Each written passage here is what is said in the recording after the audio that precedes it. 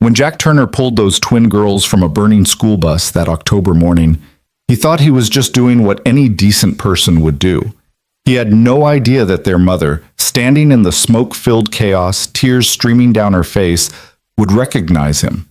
No idea that one act of courage would unravel a connection 3 years in the making. No idea that by sunset his entire life would be transformed forever. This is that story. Stay until the end and comment what city you're watching from so I can see how far this story travels. The morning of October 6th started like any other Thursday for Jack Turner. His alarm went off at 5:47 a.m., 13 minutes before it needed to, because the snooze button had become part of his morning ritual. He reached across the empty side of the bed, his hand finding only cold sheets where Sarah used to sleep, and felt that familiar hollow ache settle in his chest. 3 years. It had been 3 years since the cancer took her, and some mornings the wound felt as fresh as the day she'd closed her eyes for the last time. "Dad?" A small voice drifted through his bedroom door. "Dad, are you awake?" Jack forced himself upright, rubbing his face with both hands. "Yeah, Sophie, I'm up, sweetheart." His daughter appeared in the doorway, already dressed in her school uniform, navy blue skirt, white blouse, that ridiculous plaid tie the Riverside Academy required. At 8 years old, Sophie Turner was the spitting image of her mother. Same honey-colored hair, same green eyes that seemed to see straight through whatever brave face Jack tried to wear. She clutched her backpack straps with both hands, rocking slightly on her heels. "I made toast," she announced, "and I didn't burn it this time." Jack felt his heart squeeze. 8 years old, and she was making breakfast. 8 years old, and she'd learned to be more independent than any child should have to be. He swung his legs out of bed, his lower back protesting. 42 years old, and his body already felt like it was 50. "You didn't have to do that, Soph." "I know." She smiled, that bright, heartbreaking smile that was all Sarah. "But you always sleep through your alarm, and I didn't want you to be late for work again." Work. The word carried weight. Riverside Auto Repair. The small garage Jack had bought 7 years ago, with dreams of building something, of providing for his family, of making his father proud. Now it was barely staying afloat. The bank had sent another letter last week, past due. Final notice. Words that kept Jack awake at night, staring at the ceiling, doing math that never quite added up. He followed Sophie down the narrow hallway of their rental house, the floorboards creaking under his weight. The kitchen was tiny, barely room for a table and 4 chairs, though they only needed 2 now. True to her word, Sophie had made toast. 2 slices sat on a plate beside a cup of coffee she'd attempted to make. It was the color of mud, and probably tasted like it too, but Jack picked it up and took a sip, forcing his face into an expression of appreciation. "Perfect," he lied. "You're getting really good at this." Sophie beamed, climbing into her chair and attacking her own toast with strawberry jam. Jack watched her for a moment, wondering how he'd gotten so lucky and so unlucky all at once. Lucky to have this brilliant, brave little girl. Unlucky to be raising her alone, scraping by, one unexpected expense away from disaster. His phone buzzed on the counter. A text from Hector, his employee at the garage. "Morning, boss. Mrs. Chen's Honda needs a new timing belt. Told her $400. She's thinking about it." Jack typed back, "Tell her $350. We need the work." That was the reality now. Undercutting himself just to keep the lights on. He'd let go of his other mechanic 6 months ago, couldn't afford to keep him. Now it was just Jack and Hector, working 12-hour days, 6 days a week, barely making payroll. "Dad?" Sophie's voice pulled him back. "You're doing that thing again." "What thing?" "That thing where your face goes all worried and you stare at nothing." She reached across the table and patted his hand, an 8-year-old comforting her father. The role reversal stung. "It's okay, we're okay." Jack forced a smile, covered her small hand with his. "Yeah, baby, we're okay." But were they? The rent was due in 5 days. Sophie needed new shoes. He'd noticed her current ones were getting tight. And his truck, the battered Ford F-150 currently sitting in the driveway, was making a noise that suggested the transmission was on its last legs. If that went, he'd be stuck. No transportation meant no work. No work meant... He stopped himself. Not now. Not this morning. This morning, he had to get Sophie to school, get himself to the garage, and somehow make it through another day. They finished breakfast in comfortable silence, Sophie swinging her legs under the table, humming something that might have been a song from her favorite cartoon. Jack washed the dishes, all 4 of them, and grabbed his keys from the hook by the door. "Ready?" he asked. Sophie shouldered her backpack, nearly toppling backward from its weight. "Ready. Oh, Dad, don't forget, today's the recital." Jack's mind went blank. "The what?" "The recital." Sophie's eyes went wide with that particular panic children get when parents forget important things. "The fall concert. I'm playing Fur-Elise on the piano. I told you like 100 times." Shit. He had forgotten, completely forgotten. Between the bills and the work and the constant grinding stress, it had slipped through the cracks of his exhausted brain. "Right," he said quickly, crouching down to her level. "The recital. Of course. What time?" 10 o'clock, in the auditorium. Mrs. Patterson said parents should be there by 9:45. Jack did the math. It was 7:20 now. If he dropped Sophie at school, got to the garage by 8, he could put in a couple hours of work, then leave at 9:30. It would work. It had to work. "I'll be there," he promised, holding up his pinky. "Pinky swear." Sophie locked her pinky with his, the sacred contract of childhood. "You promise, promise?" "Promise, promise." The drive to Riverside Academy took 15 minutes through town. Riverside, Indiana, population 8,000, the kind of place where everyone knew everyone else's business, where the biggest excitement was usually high school football games and the annual 4th of July parade. Jack had grown up here, left for a few years to work in Indianapolis, then came back when Sophie was born. Sarah had wanted their daughter to grow up somewhere safe, somewhere small, somewhere with real community. He wondered what she'd think now, watching him struggle to keep their daughter's world from falling apart. Sophie chattered the whole drive, talking about her friend Emma, who could do a cartwheel, about the book she was reading for English class, about how Mr. Reeves, the math teacher, had accidentally called the principal Mom yesterday, and everyone laughed. Jack listened, making appropriate sounds, loving the sound of her voice even as his mind spun through the day's challenges ahead. They were approaching the railroad crossing on the eastern edge of town, the crossing where the old freight line cut through, rarely used anymore, when Jack's phone rang. The caller ID showed Hector. He put it on speaker. "Yeah, what's up?" "Boss, we got a problem." Hector's voice was tight with stress. "That inspection we did on the mayor's Escalade? Found a cracked engine mount. Whole thing's about to go. And the brake lines are—" "How much?" Jack interrupted. "Parts and labor, $2,000, maybe $2,500. Jack's stomach dropped. The mayor, Tom Bridges, was not a patient man. He was also not a man who liked spending money. And he was definitely not a man Jack could afford to piss off, not when the garage's business license renewal was coming up. "Tell him I'll call him in an hour," Jack said. "I'll figure something out." He ended the call, gripping the steering wheel tighter. $2,000. Where the hell was he supposed to— "Dad, stop!" Sophie's scream cut through his thoughts like a blade. Jack's foot slammed on the brake instinctively, and the truck lurched to a halt.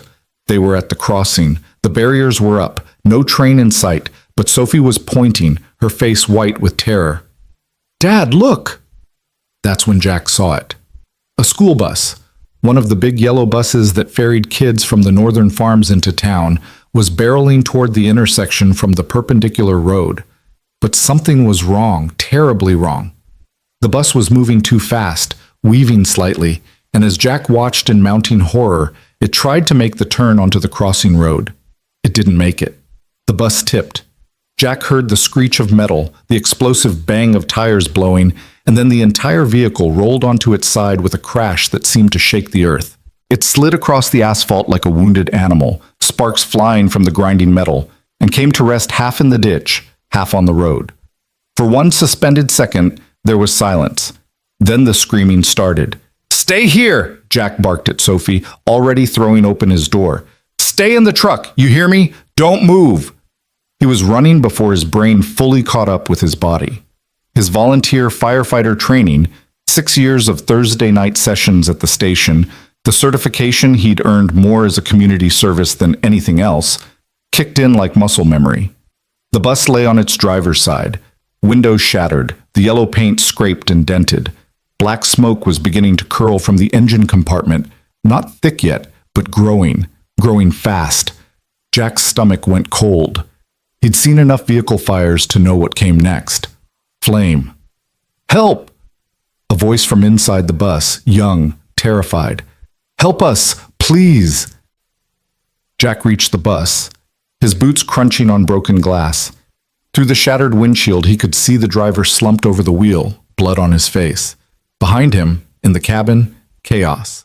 Maybe 15 kids, ranging from kindergarten to middle school, some thrown from their seats, some trapped by the angle of the overturned bus. And in the back, pressed against the now upward-facing windows, he saw them. Twin girls. Maybe 6 years old. Identical, same dark hair and pigtails, same purple backpacks, same wide, terrified eyes. They were trapped in the corner where the bus body met the roof, and below them, Jack could see the orange glow starting to build. Fire. Okay, Jack muttered to himself, forcing his breathing steady. He grabbed the emergency door, the one on the roof, now on the side, and pulled the release handle. Nothing. The impact had jammed it. He pulled harder, muscles straining, but the door wouldn't budge. The smoke was getting thicker. Inside, kids were crying, coughing. Someone was calling for their mom. Jack looked around frantically. A rock, a piece of rebar, anything. His eyes landed on a section of fractured asphalt near the ditch. He grabbed it, hefted its weight, maybe 20 pounds of broken concrete, and slammed it into the door's window. The glass spiderwebbed but didn't break. Behind it, the twin girls' faces appeared, pressing against the window, hands beating weakly. "Get back!" Jack shouted. "Cover your faces!" He pulled off his jacket, wrapped it around the concrete chunk, and swung with everything he had. This time, the glass exploded inward with a satisfying crash. Jack knocked out the remaining shards, creating an opening just big enough to crawl through. "I'm coming in," he called. "Everyone stay calm." He pulled himself up and through the window, dropping into the bus's interior. The angle was disorienting, everything sideways, seats hanging like obstacles in a nightmare funhouse. The smell hit him immediately, diesel fuel, burning rubber, and underneath it all something sweet and acrid that meant the fire was spreading. "Come on!" Jack grabbed the nearest kid, a boy of maybe 10, glasses hanging off his face. "Out the window now!" He lifted the boy up toward the opening. Small hands appeared from outside. Someone had arrived to help. Thank God. The boy was pulled through, and Jack turned to the next child, a girl with braids, then a small boy clutching a lunchbox. One by one, he passed them up and out, his shoulders screaming, his lungs burning from the smoke.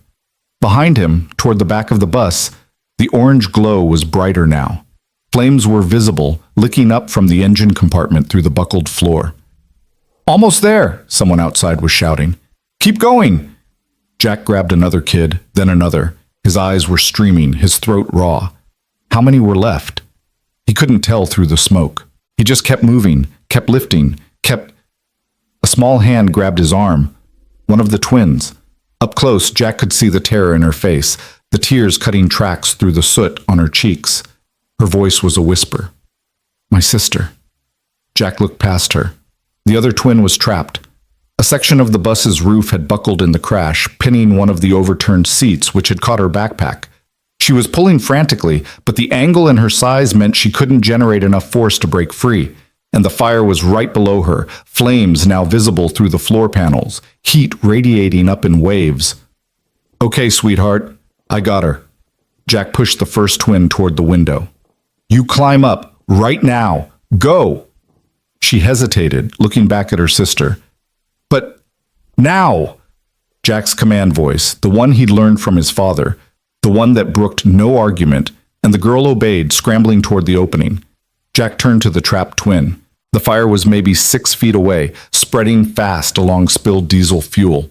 He could feel the heat on his face, feel his skin tightening. No time. No time for finesse. He grabbed the seat frame that had the girl's backpack caught and pulled. Nothing. The metal was wedged tight, caught on another seat. The girl whimpered, pulling helplessly at her backpack straps. "Forget the bag," Jack said, already reaching for her. Arms out of the straps, honey. Come on. But her hands were shaking too badly. She couldn't work the clasps. Jack could see the fire reflected in her wide eyes, could smell burning plastic as the flames found something new to consume. 5 feet away. 4. Okay, new plan. Jack grabbed his keychain from his pocket. Attached to it was a small folding knife, the one he used for cutting through packaging at the garage. He flipped it open, grabbed the backpack straps, and sawed through them. The nylon parted, and suddenly the girl was free. Jack scooped her up, turned toward the window. And that's when the world exploded. The fire reached the fuel tank. Jack didn't hear the explosion so much as feel it. A wall of force and heat that picked him up and threw him forward. He curled around the girl instinctively, his body making itself a shield as they flew through the air. They hit something hard. The ground, Jack's brain supplied distantly, and rolled. Jack felt skin scrape off his arm, felt his ribs connect with something solid, felt his head snap back and crack against asphalt. Stars burst behind his eyes. Then darkness swam up, and he fell into it. When Jack came to, he wasn't sure if seconds or hours had passed. His ears were ringing, a high-pitched whine that drowned out everything else. His vision was blurry, doubled. Something wet was running down his face, blood, probably. He tried to sit up, and pain exploded through his left side, sharp enough to make him gasp. Easy, easy, don't move. Hands on his shoulders, pushing him gently back down. Jack blinked hard, trying to focus.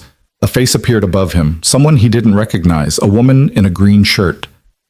The paramedics are coming. You're going to be okay.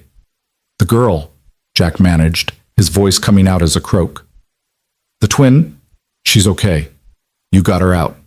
You got them all out. Jack let his head fall back against the ground, relief flooding through him strong enough to make him lightheaded. Or maybe that was the concussion, hard to tell. Around him, chaos. He could turn his head enough to see the burning hulk of the school bus, flames now completely engulfing it, black smoke billowing into the morning sky. Fire trucks were arriving. Jack could hear the sirens even through the ringing in his ears, and someone was shouting instructions. Children were scattered across the road and the grass beyond, some sitting, some standing, some being examined by people in civilian clothes who must have stopped to help. All alive. Thank God. All alive. Sir, can you hear me? A different voice now, male, professional. A paramedic, Jack realized as his vision cleared enough to make out the blue uniform. Can you tell me your name? Jack Turner, he said. His tongue felt thick, his mouth full of copper. I was just driving by and the bus... You did good, Jack. The paramedic was doing something to Jack's arm, wrapping it. Real good, but you're hurt. We need to get you transported. I'm fine. Jack tried to sit up again, and again the pain in his ribs made him reconsider. Just my daughter, Sophie. She's in my truck. I left her. The little blonde girl? She's okay. One of the deputies is with her. Jack's eyes found his F-150, still parked where he'd left it on the other side of the crossing. Through the windshield, he could see Sophie's face pressed against the glass, watching. Even from here, he could see she was crying. I need to... Jack started. You need to lie still, the paramedic said firmly. You've got burns, possible broken ribs, definitely a concussion. You're not walking anywhere, Mr. Turner. As if to prove the point, Jack's vision chose that moment to swim again, the world tilting sideways. He felt himself being lifted, being moved onto something flat and firm. A backboard, his distant medic training supplied. Straps went across his chest and legs, securing him. The driver, Jack said. The bus driver, is he...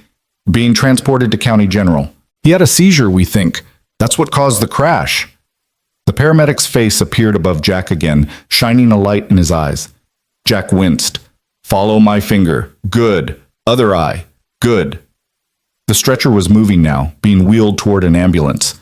Jack caught fragments of the scene around him. A fire chief shouting orders, water arcing through the air onto the burning bus, someone with a camera, probably local news. And everywhere, people staring at him with expressions he couldn't quite parse. The stretcher stopped. Jack found himself looking up at a woman he didn't recognize. She was in her late 30s, maybe, dressed in a business suit that was now covered in dust and ash. Her dark hair was pulled back in a ponytail, and her face was streaked with tears. "You," she said, her voice breaking. "You saved them. You saved my babies." Babies. Jack's foggy brain made the connection. The twins. "Are they okay?" he asked. "I got them out, but they're fine, thanks to you." The woman's hand covered her mouth, her shoulders shaking. I can't. How do I even thank you for—" "Ma'am, I'm sorry, but we need to go." The paramedic's hand on her shoulder, gentle but firm. "You can see him at the hospital." The woman nodded, stepped back. Jack saw her turn, saw two small figures in purple backpacks running to her, saw her drop to her knees and gather them into her arms. The twins. All three of them crying, holding each other like the world might try to tear them apart again. Then the ambulance doors were closing, and the scene disappeared from view. The siren wailed to life, and Jack felt the vehicle begin to move. He closed his eyes, suddenly exhausted beyond measure. "Hang in there, Mr. Turner," the paramedic said, adjusting something on the IV line Jack hadn't realized he'd been given. "You're a hero today, a real hero." But Jack didn't feel like a hero. He felt like a father who'd left his daughter alone in a truck, who'd forgotten her recital, who couldn't pay his bills. He felt like a man who'd gotten lucky. Lucky he'd been there, lucky he'd acted fast enough, lucky the explosion hadn't killed him. Lucky and so tired. "Sophie," he mumbled, She's supposed to play piano today. For Elise. I promised I'd be there. I'm sure they'll understand given the circumstances." The paramedic's voice was kind, patient. "Don't worry about that right now. Just rest." Rest. As if he could. As if his mind could stop spinning through the implications. Missed work, medical bills he couldn't afford. Sophie scared and alone. The hit just kept coming, didn't they? Every time Jack thought he had his feet under him, every time he thought maybe they'd be okay, the universe found a new way to knock him down. But those kids were alive. The twins were with their mother. The bus driver would probably survive. That had to count for something, right? That had to... Jack's thoughts scattered as the pain medication in the IV kicked in, pulling him down into darkness. His last conscious thought was of Sophie's face against the truck window and the promise he'd made her. The promise he'd broken. Again. The next few hours existed in fragments for Jack. Bright lights, voices, hands prodding his ribs. Broken, definitely broken. 3 of them, according to someone in scrubs. More lights, brighter this time, as they checked his pupils again and again. Someone asking him questions. "What's your name? What day is it? Who's the president?" Jack answering automatically, his voice sounding far away even to himself. Somewhere in there, a doctor, young, female, with kind eyes, telling him he was lucky. Second-degree burns on his arms and back, but nothing that wouldn't heal. The ribs would hurt like hell for a few weeks, but would mend. The concussion was mild, all things considered. He'd need to rest, take it easy, come back for follow-ups. Lucky. There was that word again. When Jack finally surfaced to something resembling full consciousness, he found himself in a hospital room. Not the ER, an actual room with a bed and monitors and a window showing afternoon light. How long had he been out? He turned his head, carefully, because even that small movement sent lightning through his skull, and found Sophie. She was asleep in the chair beside his bed, curled up like she used to curl up in Sarah's lap, her blonde hair falling across her face. Someone had given her a blanket, one of those thin hospital blankets that never kept anyone warm, and she'd wrapped it around herself like armor. Jack's throat tightened. He'd put that look on her face, the tear-stained, exhausted look of a child who'd been scared out of her mind. She didn't want to leave. A new voice, male, familiar. Jack looked toward the door and found Hector standing there, his work coveralls still on, grease under his fingernails. "Been here since they brought you in. Watched the whole surgery on your arm through the window like a little guard dog." "Hector," Jack's voice came out as a rasp. What am I doing here? Making sure you're not dead, boss." Hector stepped into the room, pulled up another chair. He was a big man, Hector Reyes, 6'3", built like he worked with his hands because he did. He'd been with Jack for 4 years, loyal through all the rough patches, never complaining when paychecks came late. Half the town's in the waiting room. Mrs. Chen brought tamales. The mayor sent flowers. The mayor... Jack started to laugh, then stopped because it hurt too much. His Escalade, already taken care of. Hector waved a dismissive hand, pulled the engine mount, replaced it, did the brake lines, called in a favor from Jimmy at the parts shop. Mayor picked it up an hour ago, seemed happy. Jack stared at him. How did you... We don't have the money for... I covered it. Hector shrugged like it was nothing, like he hadn't just spent money Jack knew he didn't have to spare. You can pay me back whenever, or don't. Doesn't matter. Hector? Jack. Hector leaned forward, his expression serious. You pulled kids out of a burning bus this morning. One of them was Mayor Bridges' nephew. Did you know that? The kid with the glasses, first one you got out. That was Tyler Bridges. The mayor's been calling you a hero all day, so please, let me do this one small thing without arguing, okay? Jack wanted to argue anyway, wanted to explain that he couldn't keep accepting help, couldn't keep being the one people had to rescue. But the look on Hector's face stopped him. This wasn't charity, this was friendship, and Jack had too few of those to throw one away over pride. Thank you, Jack said quietly. Hector nodded, satisfied. Then his expression shifted, became almost uncomfortable. There's, something else. That woman, the mother of the twin girls you saved, she's been here, waiting to talk to you. Jack's memory, still fuzzy around the edges, conjured up an image. A woman in a business suit, tears on her face, saying something about her babies. Is she in the waiting room, though, with about 100 other people, but she's been persistent. Told the nurses she'd wait all day if she had to. Hector paused.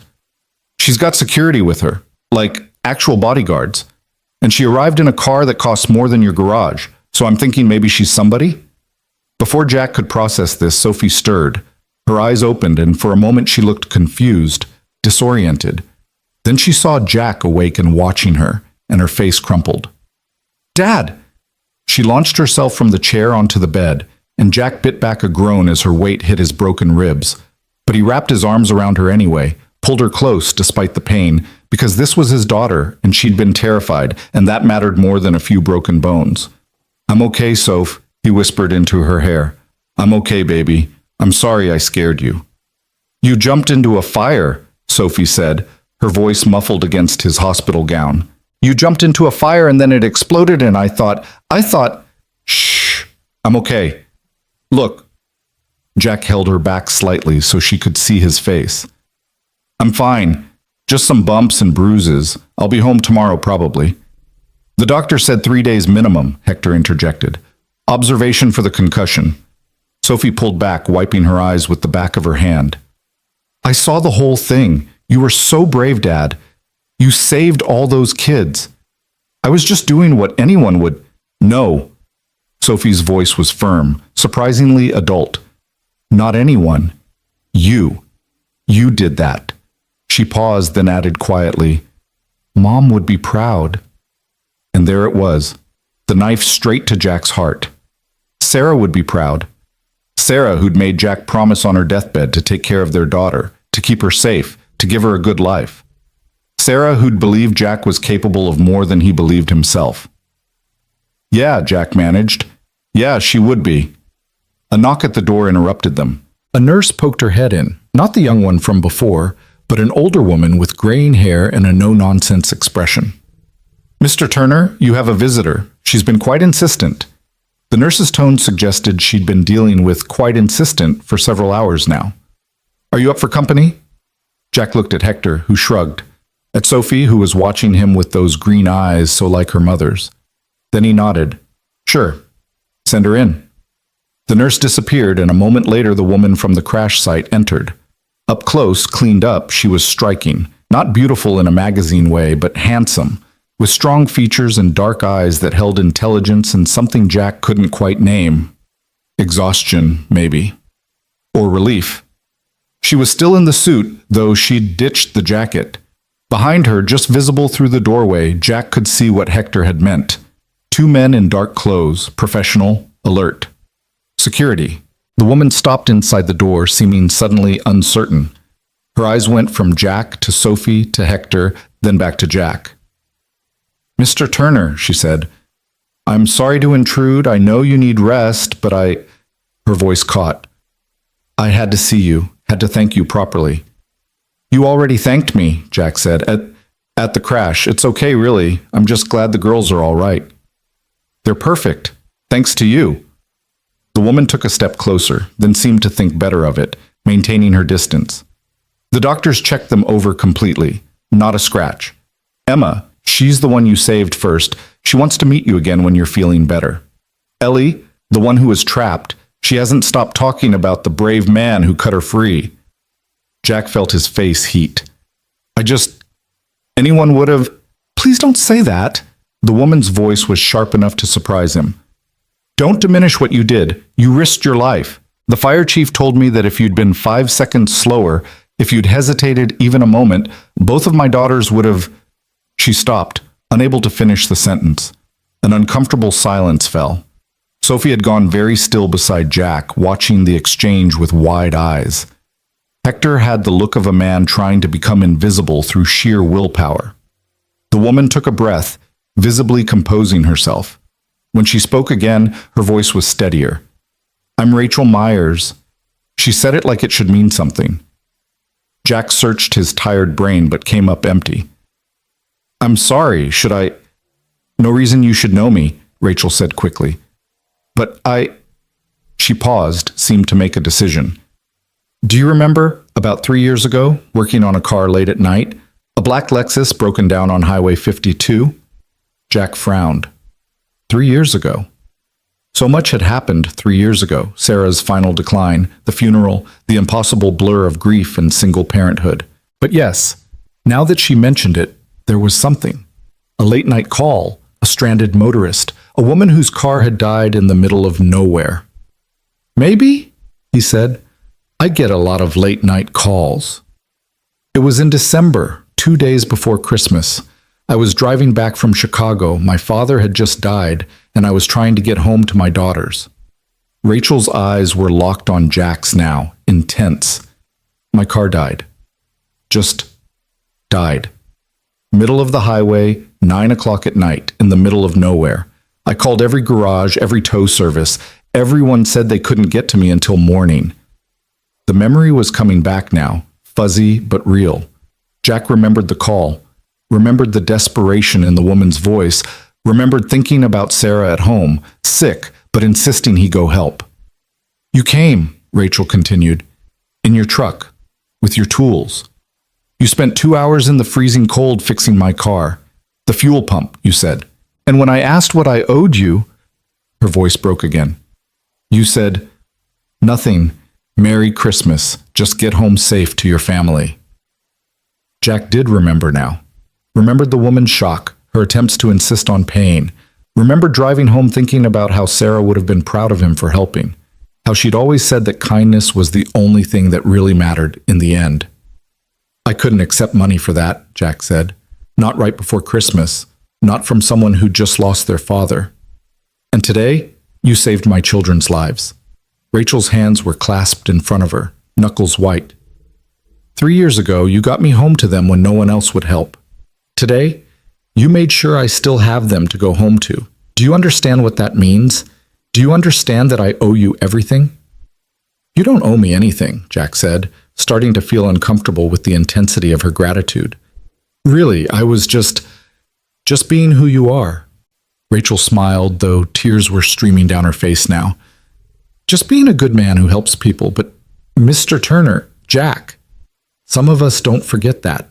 Some of us spend 3 years trying to find a man who wouldn't take payment for his kindness, hoping for a chance to pay him back." She reached into her pocket and pulled out a business card, stepped forward and placed it on the rolling table beside Jack's bed. He picked it up, squinted at it. "Rachel Myers, CEO, Myers Industries, Indianapolis." "In." Jack looked up sharply. Myers Industries. Even in his concussed state, he knew that name. Everyone in Indiana knew that name. They were, manufacturing? Tech? Something big. something that employed thousands of people and had their name on buildings. He started. Yes, Rachel said simply, and I want you to work for me. The room went very quiet. Even the beeping monitors seemed to pause. Jack stared at Rachel, certain he'd misheard. I'm sorry, what? I want you to work for me. Rachel's voice was steady now, businesslike. We're launching a new division, Emergency Response and Safety Systems. I've been trying to find the right person to run it for months. Someone who understands real risk, real stakes, someone who acts instead of just talking about action. She gestured at Jack. Someone exactly like you. I'm a mechanic, Jack said. I fix cars. I'm not qualified to buy. You're a volunteer firefighter with 6 years of certification. You have management experience running your own business. And today you proved you have the courage and decisiveness we need. Rachel pulled out another card, wrote something on the back, and placed it with the first. This is my personal cell phone. Think about it. When you're ready, call me. Jack's head was spinning, and not just from the concussion. Miss Myers, I appreciate the offer, but nothing. Just think about it. Rachel turned to leave, then stopped. Oh, and Jack, your medical bills from today, they're taken care of. What? No, you can't. I can, and I did. The hospital has been instructed to send all bills to my office. Consider it a thank you. She smiled, the first genuine smile Jack had seen from her. You gave me back my daughters. This is the least I can do.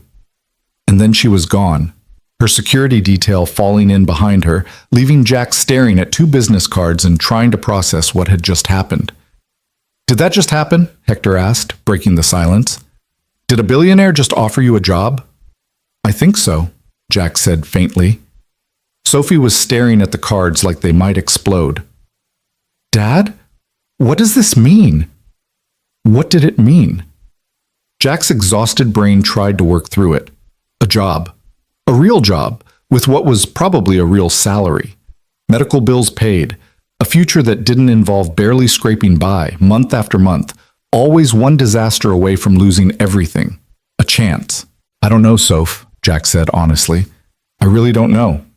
But as he lay there in the hospital bed, broken ribs aching, burns throbbing, head pounding, Jack Turner allowed himself to feel something he hadn't felt in 3 long years.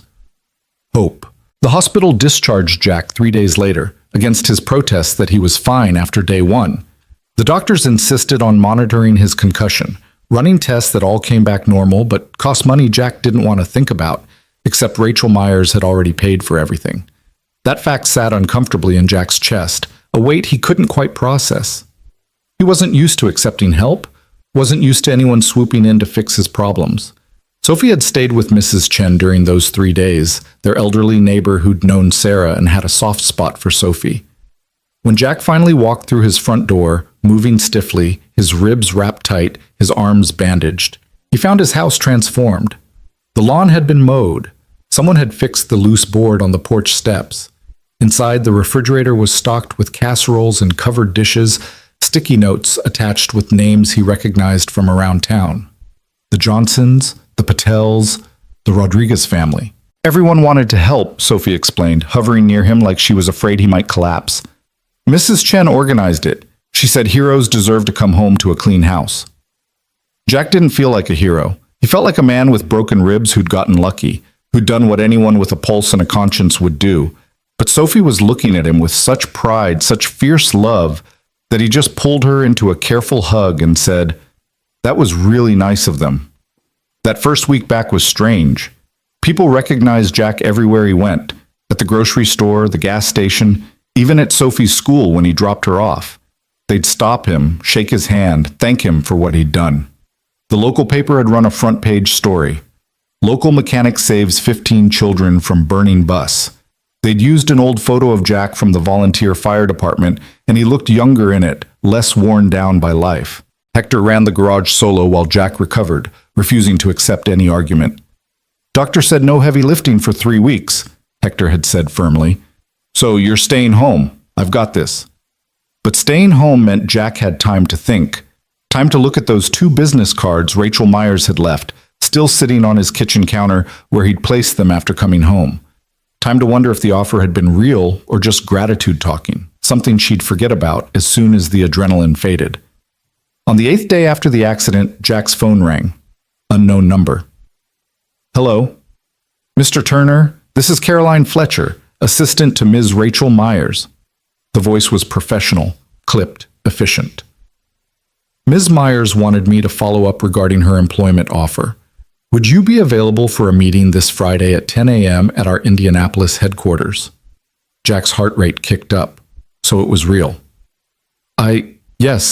Yes, I could do that. Excellent.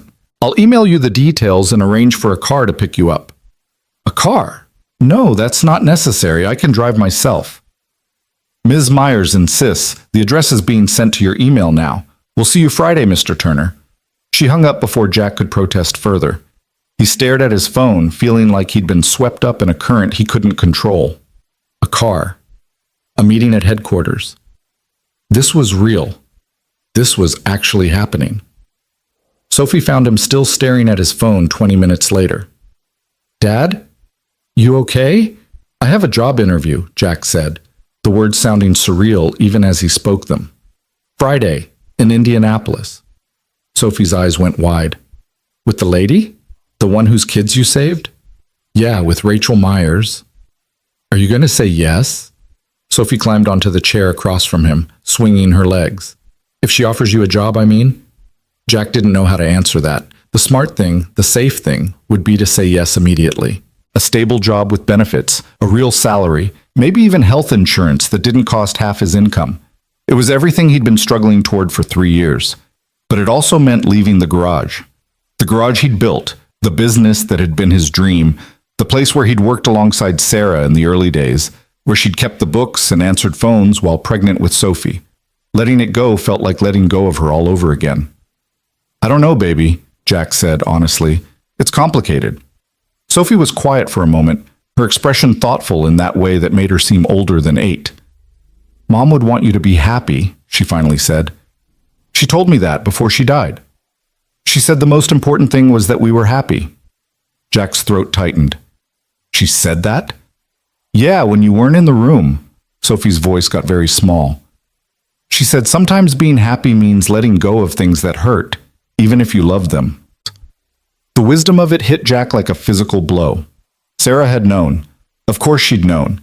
She'd known how hard Jack would struggle to keep the garage running, how he'd hold on to it out of stubbornness and grief rather than practical sense. You're pretty smart, you know that? Jack managed. Sophie grinned, suddenly 8 years old again.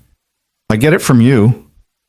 Definitely from your mom, Jack corrected, but he was smiling. Friday arrived faster than Jack expected. He wore his only suit, the same one he'd worn to Sarah's funeral, now slightly too big because he'd lost weight over the past 3 years. At 9:30 sharp, a black town car pulled up outside his house. Not a limo, thank God, but still nicer than any car Jack had ever been inside that he wasn't fixing. The driver was a professional, older gentleman who made no comment about Jack's obvious discomfort with being driven. The ride to Indianapolis took an hour, and Jack spent most of it staring out the window, watching farmland give way to suburbs, then to the city proper. Myers Industries occupied a sleek glass building in the downtown business district, 15 stories of modern architecture that looked like something from a magazine. Jack felt profoundly out of place as he walked through the lobby, his work-worn hands and weathered face standing out among the young professionals in their expensive suits. Caroline Fletcher met him at reception, a woman in her 50s with silver hair and a manner that was simultaneously warm and intimidating. Mr. Turner, welcome. Miss Myers is expecting you. She led him to an elevator, up to the 14th floor, down a hallway with floor-to-ceiling windows offering views of the city. Jack tried not to gawk. Finally, Caroline stopped at a door, knocked once, and opened it. Mr. Turner is here, Ms. Myers. Send him in. Thank you, Caroline. Jack stepped into an office that was bigger than his entire garage. Windows on 2 walls, a massive desk made of dark wood, bookshelves filled with actual books rather than just decorations.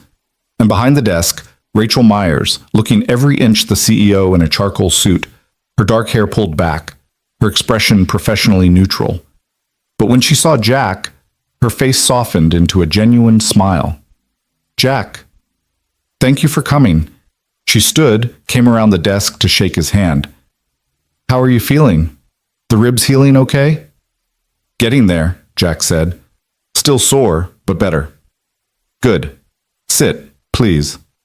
Rachel gestured to a pair of leather chairs near the window, a coffee table between them, less formal than the desk. Jack appreciated that. Can I get you anything? Coffee? Water? I'm fine, thank you. They sat, and for a moment there was an awkward silence. Jack got the sense that Rachel was as unsure how to start this conversation as he was. Finally, she leaned forward slightly, her hands clasped. I meant what I said at the hospital, she began. This isn't charity, and it's not just gratitude. Though God knows I'm grateful, I genuinely believe you're the right person for what we're trying to build. I looked up your company, Jack admitted. After you left, you make everything. Manufacturing equipment, tech components, logistics systems.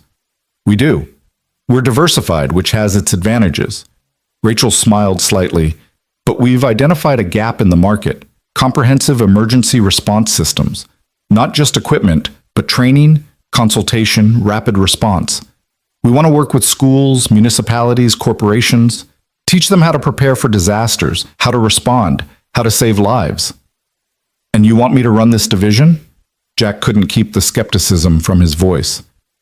Ms. Myers, Rachel, I appreciate the thought, but I'm not qualified. I'm a mechanic who volunteers at the fire station. I don't have a college degree. I've never worked corporate. I don't know anything about... You know what matters. Rachel's voice was firm. You know how to act under pressure. You know how to lead. I spoke to your fire chief, by the way. He said in 6 years, you've been on more calls than anyone. Always volunteer for the tough jobs and keep a cool head when everyone else is panicking. Jack hadn't known Chief Morrison had said those things. The knowledge sat warm in his chest. And you know how to build something from nothing, Rachel continued. You started your garage with a loan and a dream. You've kept it running through a recession, through personal tragedy, through everything life threw at you. That's not easy, Jack. That takes strength and intelligence and determination. It takes desperation, Jack corrected quietly. I kept the garage running because I had no choice, because my daughter needed food and a roof over her head, which makes you exactly the kind of person I want running this division. Someone who understands what's at stake.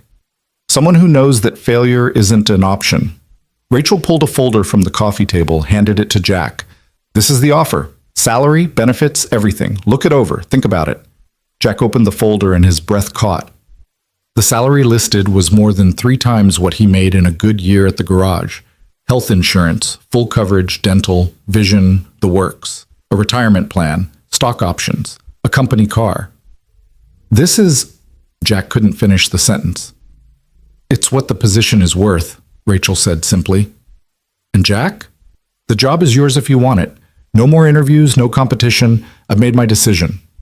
Jack stared at the papers, his mind spinning. This would change everything. Sophie could go to a better school, could have the things other kids had. They could move out of the rental, maybe buy a small house. He could stop lying awake at night doing math that didn't add up. Stop choosing between fixing his truck and buying groceries. But what about my garage? The question came out before Jack could stop it. Rachel's expression turned sympathetic. That's your decision to make. You could sell it, close it, keep it running with a manager, whatever you want. But Jack, I need to be honest with you. This job is full-time and then some, at least for the first year or two while we're building the division from the ground up. It would be difficult to do both. Jack had known that. Of course he'd known that. But hearing it stated plainly made it real in a way it hadn't been before. Can I think about it? He asked. Of course. Take your time. Rachel stood and Jack did too. But Jack, don't overthink this. Sometimes the right choice is the one that scares us most. They shook hands again, and Caroline appeared to escort Jack back to the lobby. The drive home was a blur. Jack couldn't stop seeing that number, the salary that would solve every problem, open every door. When he got home, Hector was waiting on his porch, 2 beers in hand. He offered one to Jack without a word. They sat on the steps, watching the afternoon sun paint the street gold, and Jack told him everything. So, Hector said when Jack finished, "You're taking it, right?" "I don't know." "Jack," Hector turned to look at him. "Brother, I love you, but you're an idiot if you don't take this job. The garage is barely breaking even, has been for 2 years. You know it, I know it. Hector's voice was gentle but firm.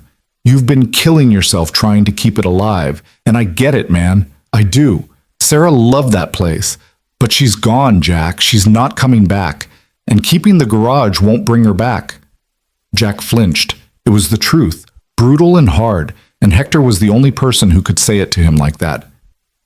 What happens to you if I leave? Jack asked. The garage will be fine. I'll find another job. Hell, maybe I'll buy the place from you if you want to sell. Been thinking about going into business for myself anyway. Hector grinned. Turner and Reyes Auto Repair has a nice ring to it. Reyes and Turner, Jack corrected automatically, and they both laughed. That night, Jack sat with Sophie at the kitchen table. He showed her the offer, explained what it meant. She read through it carefully, her young face serious. That's a lot of money, she said. It is. We could get a house with a yard, and maybe a dog? Despite everything, Jack smiled. Maybe a dog? Sophie was quiet for a long moment. Then she said, Are you scared? The question surprised him with its perceptiveness. Yeah, Jack admitted. Yeah, I'm scared. Of what? Of failing, of not being good enough, of letting people down. Jack paused. Of letting your mom down. Sophie reached across the table and took his hand, her small fingers squeezing his calloused ones.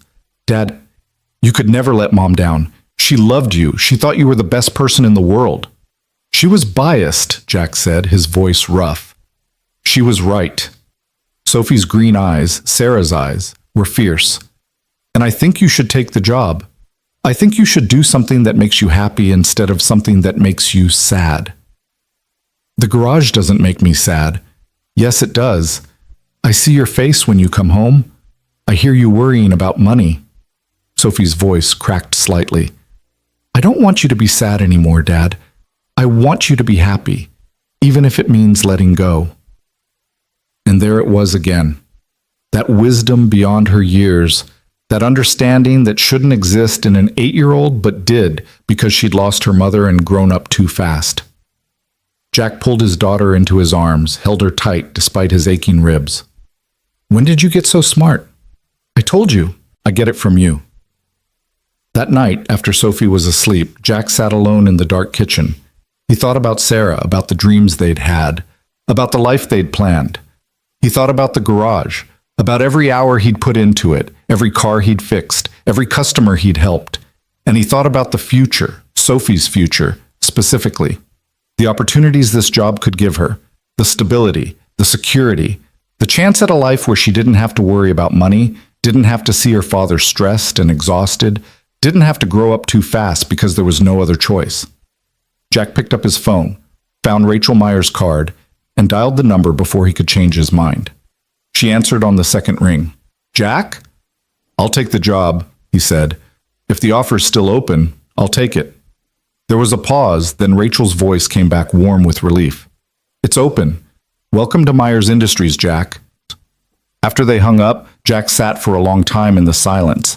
He felt like he was standing on the edge of a cliff, about to jump, unsure if he'd fly or fall. But for Sophie, he'd risk the fall. The next few weeks moved like a freight train. Jack officially accepted the position, signing contracts that made his head spin. He met with lawyers Rachel provided to help him sort out the garage. In the end, Hector did buy it, with financing Rachel arranged through one of Myers Industries' partner banks. The sale price was fair, enough to pay off Jack's debts and put a little in savings. The hardest part was the last day. Jack stood in the garage one final time, the space he'd built with his own hands, where he'd worked beside Sarah, where he'd taught himself to be a businessman even though he'd never planned to be one. The smell of motor oil and metal, the scattered tools, the calendar still showing last month's date. Hector found him there, standing in the middle of the empty bay. You okay, boss? Yeah. Jack's voice was rough. Just saying goodbye. Hey! Hector clapped him on the shoulder. You're not saying goodbye. You're saying, see you later. This place will always be here, and you can come back anytime. Get your hands dirty if you miss it. Hector and Turner Auto Repair, Jack said, and Hector laughed. Damn right. They locked up together, and Jack handed over the keys. As he drove away, he didn't let himself look back in the rearview mirror. Forward. He had to keep looking forward. Myers Industries set Jack up with an office on the 14th floor, 3 doors down from Rachel's. It felt absurd. Jack Turner, mechanic, with his own office, his own assistant, his own parking space. The first day, he showed up in jeans and a button-down shirt, only to find that Rachel had arranged for a corporate wardrobe consultation. By the end of the week, he owned 5 suits and felt ridiculous in all of them. "You look fine," Rachel said, catching him adjusting his tie for the 100th time outside a conference room. Professional, confident. "I look like I'm playing dress-up," Jack muttered. "Then fake it until you don't." Rachel smiled.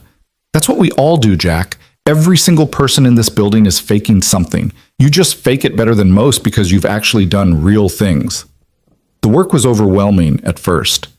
Jack was tasked with building the emergency response division from nothing. Hire a team, develop training protocols, reach out to potential clients, create a business plan. He'd never done any of it before, but Rachel paired him with experienced people from other divisions, gave him resources, and most importantly, trusted him to figure it out. Jack threw himself into the work with the same determination he'd applied to keeping the garage alive. He studied emergency response systems, took online courses in business management, spent hours on the phone with fire chiefs and school administrators and corporate safety officers. He hired his first employee, a former EMT named Diana, who had a gift for curriculum development. Then a second, a third. By the end of the first month, Jack had a team of 5 in a preliminary training program. By the end of the second month, they'd landed their first client, a school district in southern Indiana that wanted comprehensive emergency training for all their staff. And through it all, Rachel was there. Not hovering, not micromanaging, but available. She'd stop by Jack's office with coffee, ask how things were going, offer advice when he was stuck. They fell into an easy working relationship, professional but warm, built on mutual respect. It was during one of these coffee visits, 6 weeks into Jack's tenure, that Rachel brought up something different. "I wanted to thank you," she said, settling into one of the chairs across from Jack's desk. Jack looked up from the training manual he'd been reviewing. "For what?" "For not making this weird." Rachel gestured vaguely at the office, at the company. "You could have. It would have been easy to let the whole 'I saved your kids' thing color everything, to expect special treatment or to feel like I owe you, but you haven't done that." "You gave me a job," Jack said. "A good job that I'm trying very hard not to screw up. That's payment enough." "That's what I mean. You see this as a job, not a favor. You're earning your place here." Rachel paused, seemed to consider her next words. "Emma and Ellie ask about you, you know. They want to meet you again, properly, when you're not bleeding and concussed." Jack felt his chest tighten. He'd thought about the twins occasionally, wondered how they were doing, if they had nightmares about the crash, if they were okay. But he had deliberately kept his distance, not wanting to intrude on Rachel's family life. "I'd like that," he said. "If you think they're ready." "They're ready. They've been asking since the day after the accident." Rachel smiled. "What about Saturday? You could come to dinner at my house. Bring Sophie. The girls would love to meet her." Jack hesitated. Dinner at his boss's house felt like crossing a line somehow, but Rachel's expression was open, genuine. This wasn't a corporate obligation. This was a mother wanting her daughters to meet the man who'd saved them. "Okay," Jack agreed. "Saturday works." When Jack told Sophie about the dinner invitation, she reacted with a level of excitement that surprised him.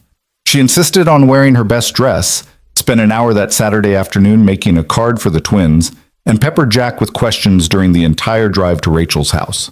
"What if they don't like me? What if I say something wrong? Dad, what do I talk about with them?" "Sophie, breathe." Jack glanced at her in the rearview mirror. "They're 6 years old. Just be yourself. Talk about kid stuff. You'll be fine." Rachel's house, calling it a house felt like calling the ocean a puddle, was in an exclusive neighborhood north of Indianapolis. The gate required a code. The driveway was circular. The house itself was modern, all glass and clean lines, set back on what had to be several acres. "Whoa," Sophie breathed as they pulled up. "This is where she lives?" "Apparently." Jack felt profoundly out of place again, but he'd learned to push through that feeling. He parked near the front entrance, helped Sophie out, and rang the doorbell. Rachel answered, but not in a business suit. She wore jeans and a casual sweater, her hair down around her shoulders, and she looked more relaxed than Jack had ever seen her. "Jack, Sophie, welcome. Come in, come in." The interior was as impressive as the exterior. High ceilings, art on the walls, furniture that looked expensive but comfortable. But before Jack could take it all in, two small tornadoes appeared from somewhere deeper in the house. "It's him! It's the brave man!" The twins, Emma and Ellie, though Jack couldn't tell which was which, raced toward him, then stopped suddenly, shy. Rachel laughed. "Girls, you remember Mr. Turner, and this is his daughter, Sophie." One of the twins, the one with a small scar on her chin, stepped forward. "I'm Ellie. You saved me. You cut my backpack and carried me out of the fire." "I remember," Jack said, crouching down to her level. "You were very brave. Both of you were." "I wasn't brave," Ellie said matter-of-factly. "I was scared. But you weren't scared." "Oh, I was definitely scared," Jack admitted.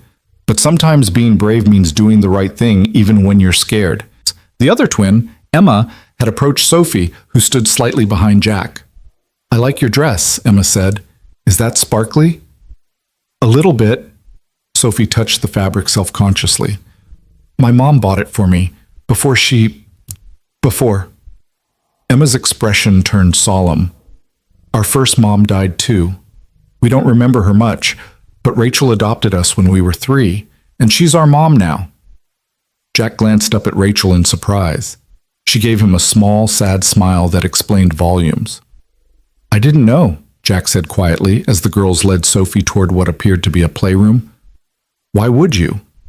Rachel gestured for Jack to follow her toward the kitchen. "It's not exactly something that comes up in business meetings. But yes, I adopted the girls 3 years ago. Their biological mother, my younger sister, died in childbirth. Their father wasn't in the picture, so I took them in."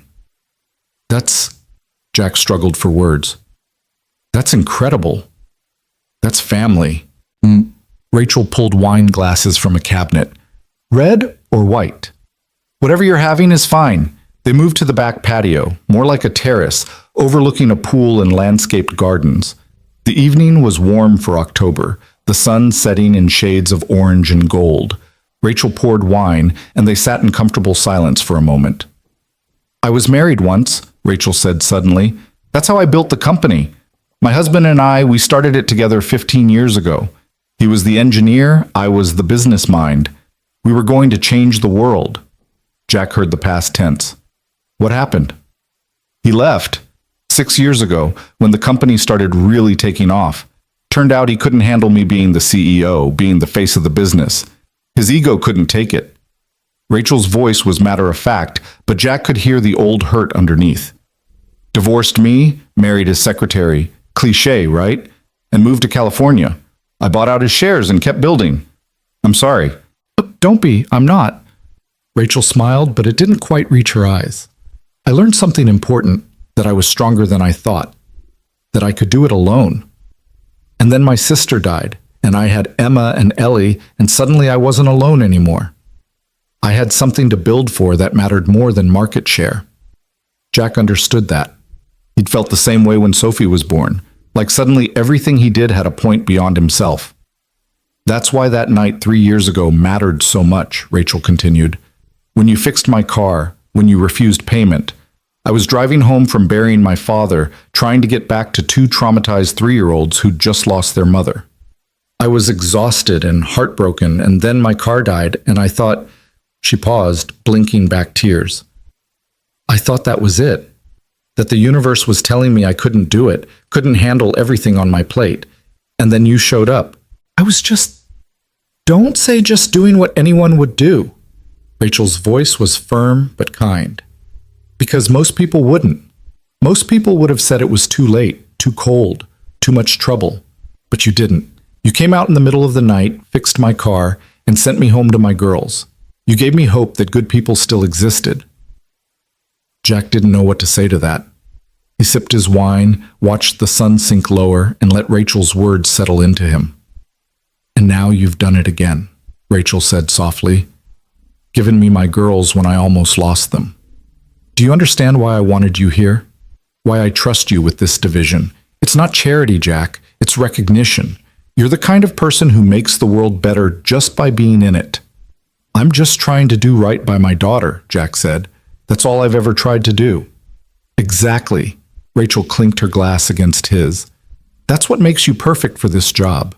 You understand what really matters. Dinner was loud and chaotic in the best way. The twins dominated the conversation, telling elaborate stories about school and their friends and the neighbor's cat who kept trying to sneak into their yard. Sophie, after initial shyness, joined in enthusiastically. Jack and Rachel sat back, letting the kids' energy wash over them, occasionally exchanging amused glances across the table.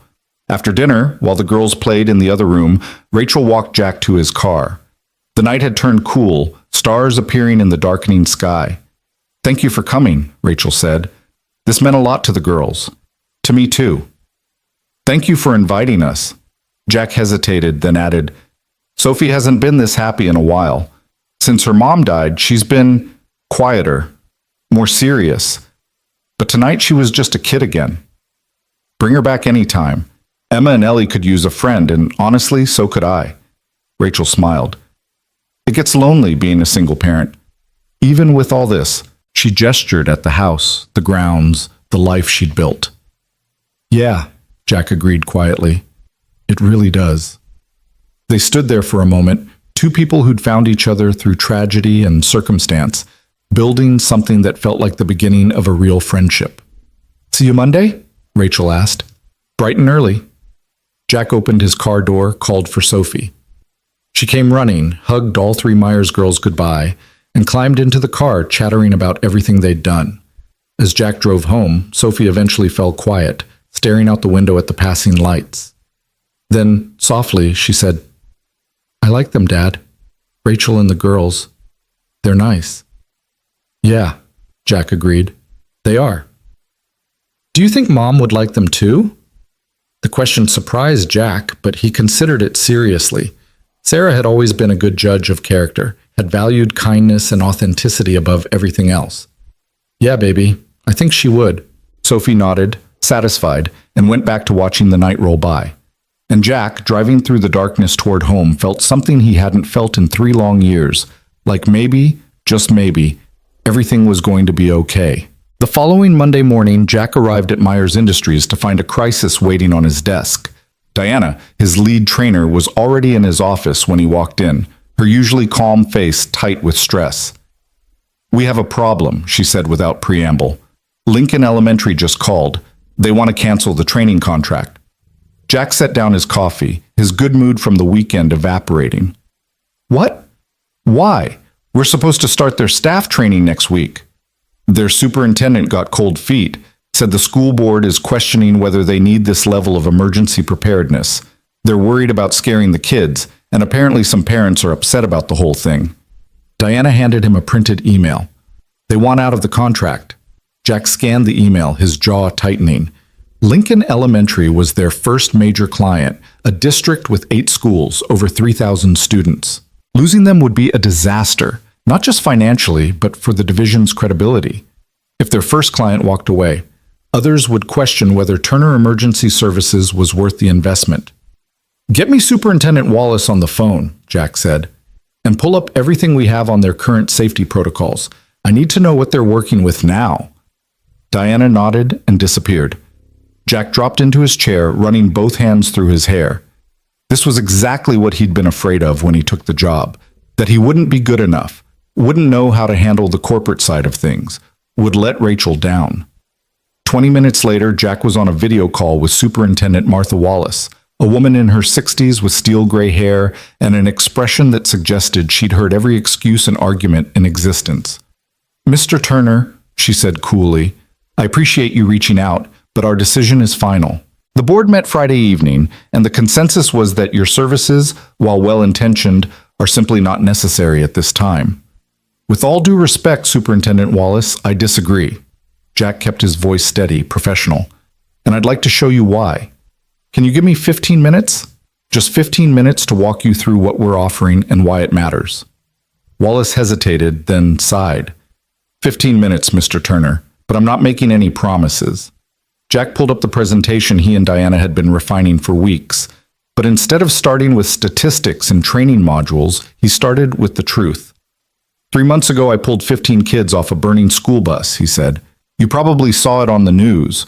What you didn't see was what happened in the minutes before I got there. The bus driver had a seizure, the vehicle rolled, and for almost 90 seconds, those kids were trapped with no one knowing what to do. Wallace's expression shifted slightly, attentive now. The bus monitor, a good woman, been doing the job for 10 years. She froze, Jack continued, not because she was a coward or incompetent, but because she'd never been trained for that scenario. She didn't know how to use the emergency exits, didn't know how to coordinate an evacuation under duress, didn't know how to keep kids calm when they were terrified. So she froze, and those kids stayed trapped until I happened to drive by. He pulled up a photo. One of the twins, Emma, in her hospital bed afterward, smiling despite the oxygen tubes. This is Emma Myers, 6 years old. She's alive because I got lucky. But what about the next time? What about when there's no volunteer firefighter driving by? What about when it's a different emergency, a fire drill that becomes real, an intruder, a medical crisis? We have protocols, Wallace said, but her voice had lost some of its certainty. You have paper, Jack corrected gently. Binders full of procedures that staff have maybe read once, years ago. What you don't have is muscle memory. You don't have people who've practiced enough that when their brains shut down from fear, their bodies know what to do anyway. He pulled up their training curriculum. What we're offering isn't scary. It's not going to traumatize kids or make parents nervous. It's practical, hands-on training for your staff. Emergency exits, where they are, how to open them, how to use them efficiently. Medical response, how to handle everything from an asthma attack to a severe injury. Crisis communication, how to keep kids calm, how to coordinate with first responders, how to make sure everyone gets home safe. Wallace was leaning forward now, studying the screen. Jack pressed his advantage. We're not talking about active shooter drills or worst-case scenarios. We're talking about the everyday emergencies that happen in schools all the time. Last year alone, how many kids in your district went to the hospital from school? How many allergic reactions, injuries, medical incidents? I'd have to check the exact number, Wallace admitted, but it's high. We have over 3,000 students, and every single one of those incidents is a moment when trained staff can make the difference between a minor problem and a tragedy. Jack pulled up testimonials from fire chiefs and EMTs he'd interviewed.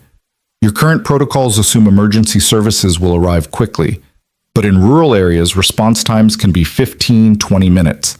That's 15 minutes when your staff are the only help those kids have. Wallace was quiet for a long moment, her expression thoughtful. Finally, she said, "What about the parents? Some of them are concerned this will frighten their children." "Then let me present to the Parent Association," Jack said immediately. "Let me show them exactly what we're doing and why. Let them ask questions, voice concerns. If after that presentation they still don't want the training, I'll walk away, no hard feelings, and we'll void the contract with no penalty to your district. You'd do that?" "I would, because this isn't about the money for me, Superintendent Wallace. It's about making sure what happened on that bus doesn't happen again. It's about making sure every kid goes home safe at the end of the day." Jack paused. "I have an 8-year-old daughter. She goes to Riverside Academy. If she were in your district, I'd want her teachers trained. I'd want to know that if something happened, the adults around her knew what to do." Wallace's expression softened completely. "You have a daughter?" "Sophie, she's my whole world." Jack pulled up a photo. Sophie on her first day of 3rd grade, backpack almost as big as she was, grinning at the camera. And every parent in your district feels the same way about their kids. This training isn't about fear. It's about love. It's about doing everything we can to protect the people who matter most. Another long silence. Then Wallace nodded slowly. "Thursday evening, 7 p.m. I'll arrange for the Parent Association to meet in the Lincoln Elementary cafeteria. You'll have an hour to present. Fair?" "More than fair." "Thank you, Superintendent Wallace." After the call ended, Jack sat back in his chair, his heart pounding. Diana appeared in the doorway, eyebrows raised in question. "We've got a shot," Jack said. "Thursday night, parent presentation." "You're going to do great," Diana smiled. "That thing you said about muscle memory, about bodies knowing what to do when brains shut down, that was perfect. Yeah, well, let's hope the parents think so too. That evening, Jack stayed late at the office, refining his presentation. He wanted it perfect, wanted to strike the right balance between informative and reassuring, between highlighting risks and offering solutions. Around 8 p.m., there was a knock on his door. Rachel stood there, still in her work clothes, but with her jacket off, looking tired. "Burning the midnight oil?" she asked. Jack gestured at his computer screen. "Lincoln Elementary. I've got a parent presentation Thursday. If it goes badly, we lose the contract and probably our credibility with every other school district we're trying to land." "I heard." Rachel stepped into the office, closed the door behind her. "I also heard you talked Wallace off the ledge this morning. She called me personally to say she was impressed with your passion." "Passion's easy. Results are what matter." "Jack." Rachel sat in the chair across from his desk. "You need to give yourself more credit. You've been here less than 3 months, and you've built an entire division from scratch. You've hired a solid team, developed training that's actually innovative, and landed a major client. Most people couldn't do that in a year." "Most people aren't as desperate to prove they belong," Jack said, then immediately regretted the honesty. But Rachel didn't look surprised or judgmental. She just nodded. "I know that feeling. When I took over as CEO, I was 31 years old, a woman in a male-dominated industry trying to run a company that half the board thought should have gone to my ex-husband. I spent years feeling like an imposter, waiting for someone to realize I didn't belong in that office. What changed? I stopped waiting for permission to believe in myself. I looked at the results, the company growing, the employees we'd hired, the products we'd developed, and I let the evidence speak for itself." Rachel leaned forward. "You're doing the same thing, Jack. You're building something real, something that matters. Stop waiting for permission to be proud of that." Jack wanted to argue, wanted to point out all the ways he was still learning, still fumbling, still unsure. But Rachel's expression was so earnest, so certain, that he just nodded. "I'll try." "Good." Rachel stood. "Now go home. It's late, and Sophie's probably wondering where you are." She was right. Jack packed up his laptop and headed out. The drive home through Indianapolis's evening traffic gave him time to think about Rachel's words. Maybe she was right. Maybe he needed to stop viewing himself through the lens of everything he wasn't. Not a college graduate, not a corporate executive, not someone who belonged in a glass tower, and start seeing himself through the lens of what he was. A father, a firefighter, someone who showed up when it mattered. When he got home, he found Sophie at the kitchen table, surrounded by homework. She looked up when he walked in, her face brightening. "Dad, you're home!" "Sorry I'm late, baby. Work ran over." Jack dropped his keys on the counter, loosened his tie. "How was your day?" "Good. We started reading Charlotte's Web in class, and Mrs. Patterson says I'm doing really well with my reading comprehension." Sophie gathered her papers. "And Emma and Ellie sent me a video message. Look!" She held up her tablet. Jack had bought it for her birthday last year, an extravagance he couldn't quite afford but couldn't quite resist, and played a video. The twins appeared on screen, identical grins, talking over each other about a game they wanted Sophie to play with them this weekend. "Rachel invited us over again," Sophie said. "Can we go? Please?" Jack thought about his Thursday presentation, about the work that would pile up, about all the reasons he should say no. Then he thought about Sarah's words, filtered through Sophie. "The most important thing is that we're happy." "Yeah," he said. "Yeah, we can go." Sophie squealed and hugged him, and Jack held her tight, feeling the weight of the day finally lift. Thursday evening arrived too quickly. Jack drove to Lincoln Elementary with Diana beside him, both of them reviewing the presentation one last time. The school was a single-story brick building on the edge of town, surrounded by cornfields and a playground that had seen better days. Cars filled the parking lot. Apparently word had spread about the meeting, and parents were showing up in force. "Big crowd," Diana observed. "That's good, right?" "That's terrifying," Jack corrected, but he smiled to show he was joking, mostly joking. They set up in the cafeteria, rows of folding chairs facing a projector screen, the smell of institutional food lingering in the air. Superintendent Wallace met them at the door, looking anxious. "We've got about 90 parents coming," she said. "The school board is here too in the back row, And fair warning, Mr. Turner, there are some vocal critics in the crowd, parents who think this is government overreach or unnecessary fear-mongering. Noted. Jack straightened his tie, feeling the weight of expectation settle on his shoulders. We'll handle it. The cafeteria filled quickly. Jack recognized the type. Working families, farmers, small business owners, people who loved their kids fiercely and didn't trust outsiders telling them what to do. This would be a tough crowd. Superintendent Wallace called the meeting to order, gave a brief introduction, and then turned it over to Jack. He stepped to the front of the room, feeling 90 pairs of eyes on him, and took a breath. My name is Jack Turner, he began. 3 months ago, I pulled 15 children off a burning school bus. Some of you probably saw it on the news. What you didn't see was the 90 seconds before I got there. 90 seconds when those kids were trapped because the adults around them didn't know what to do. He had their attention. The room had gone completely quiet. I'm not here to scare you, Jack continued. And I'm not here to sell you something you don't need. I'm here because I'm a father, just like many of you. My daughter is 8 years old. Her name is Sophie. And every morning when I drop her at school, I trust that the people taking care of her know how to keep her safe. Not just on a normal day, on the worst day. He clicked to the first slide, a photo of a school bus, not burning, but normal, full of kids on their way home. This is what we all see every day. Safe, routine, nothing to worry about. But inside every routine is the potential for crisis. A medical emergency, a fire, an accident. And when that crisis happens, we have two choices. We can hope the adults in charge will figure it out in the moment, or we can make sure they're trained before the moment ever arrives. Jack walked them through the basics, what the training covered, how it worked, why it mattered. He showed statistics on school emergencies, response times in rural areas, outcomes with and without trained staff. But he kept coming back to the human element, to stories instead of numbers. Last year in Michigan, a third grader went into anaphylactic shock from a bee sting on the playground, Jack said. The school had an EpiPen, but none of the staff on duty that day had been trained to use it. They called 911 and waited. By the time paramedics arrived, the child had stopped breathing. He survived, but he was in the hospital for a week, and he'll have neurological issues for the rest of his life. The crowd shifted uncomfortably. Jack pressed on. 2 years ago in Ohio, a fire started in a middle school science lab.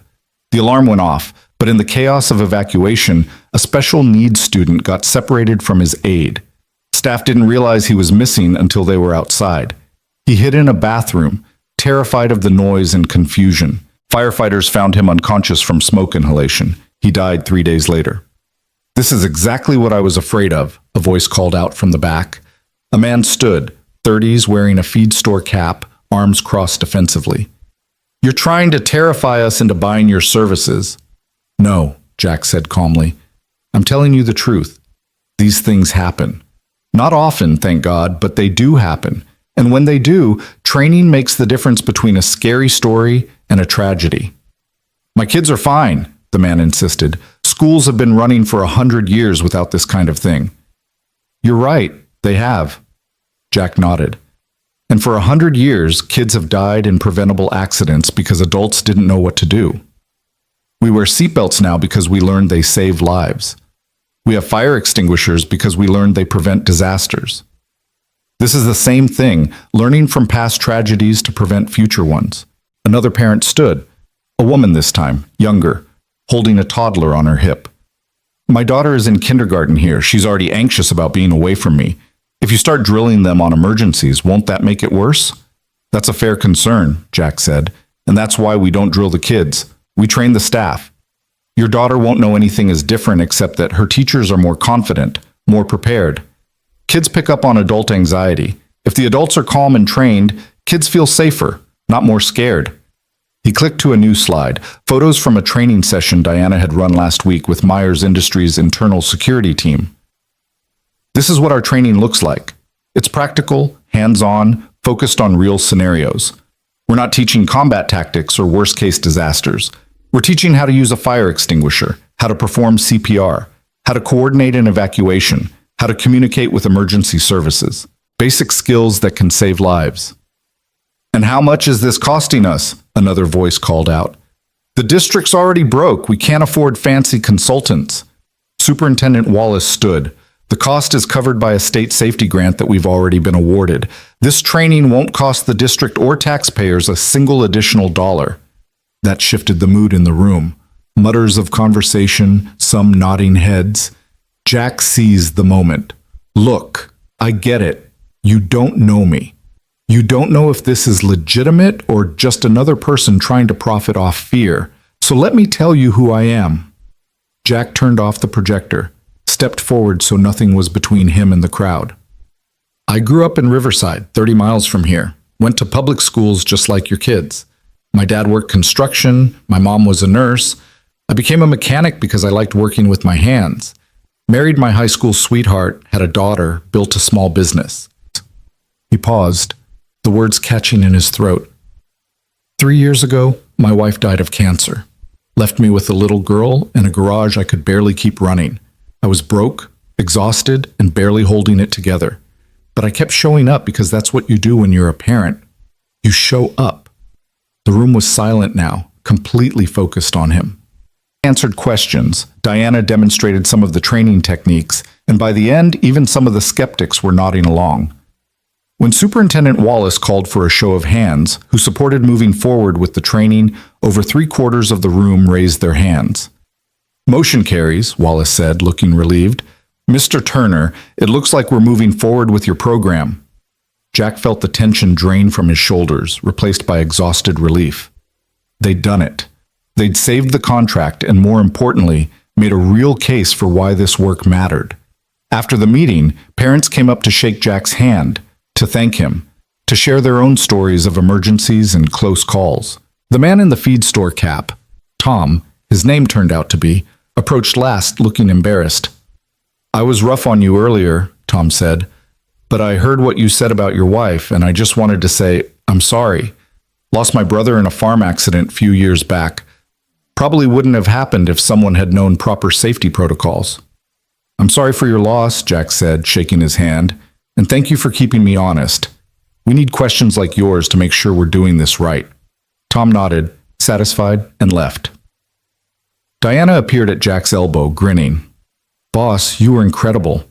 I've never seen someone win over a hostile crowd like that. It wasn't hostile, they were just protective of their kids. Can't fault them for that. Still, you did good.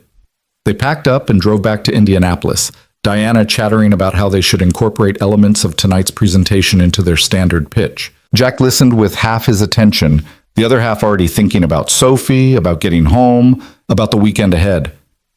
When he finally walked through his front door at 10:30, he found Sophie asleep on the couch, a book on her chest. Mrs. Chen sat in the armchair, knitting. She insisted on waiting up for you, Mrs. Chen said softly. Made it to 9 before she crashed. Thank you for staying with her. Jack pulled out his wallet, but Mrs. Chen waved him off. Put that away. After what you did, pulling those children from the bus, you think I'd charge you for watching your daughter? She gathered her knitting. That sweet girl is welcome here anytime. After Mrs. Chen left, Jack carefully lifted Sophie, carried her to her room, and tucked her into bed. She stirred slightly, mumbled, Dad? I'm here, baby. Go back to sleep. Did it go okay? The meeting? It went great. We're moving forward with the training. Sophie smiled without opening her eyes. Mom would be proud. Jack's throat tightened. Yeah, she would be. He kissed her forehead, turned off the light, and headed to his own room. But instead of going straight to bed, he sat on the edge and pulled out his phone, found Rachel's number and sent a text. Lincoln Elementary is a go. Thanks for believing I could do this. Her response came within seconds. Never doubted it for a moment. Congratulations, Jack. You're changing lives. Jack set his phone aside, feeling something settle in his chest, a sense of rightness, of being exactly where he was supposed to be, doing exactly what he was meant to do. It had been a long time since he'd felt that way. Since before Sarah got sick, probably. Since before life became about just surviving instead of actually living. Maybe Rachel was right. Maybe it was time to stop waiting for permission to believe in himself. Maybe it was time to accept that he'd earned his place here, that he deserved the good things happening, that he was allowed to be proud of what he was building. The weekend brought another dinner at Rachel's house, this time with Jack bringing steaks to grill and Rachel providing everything else.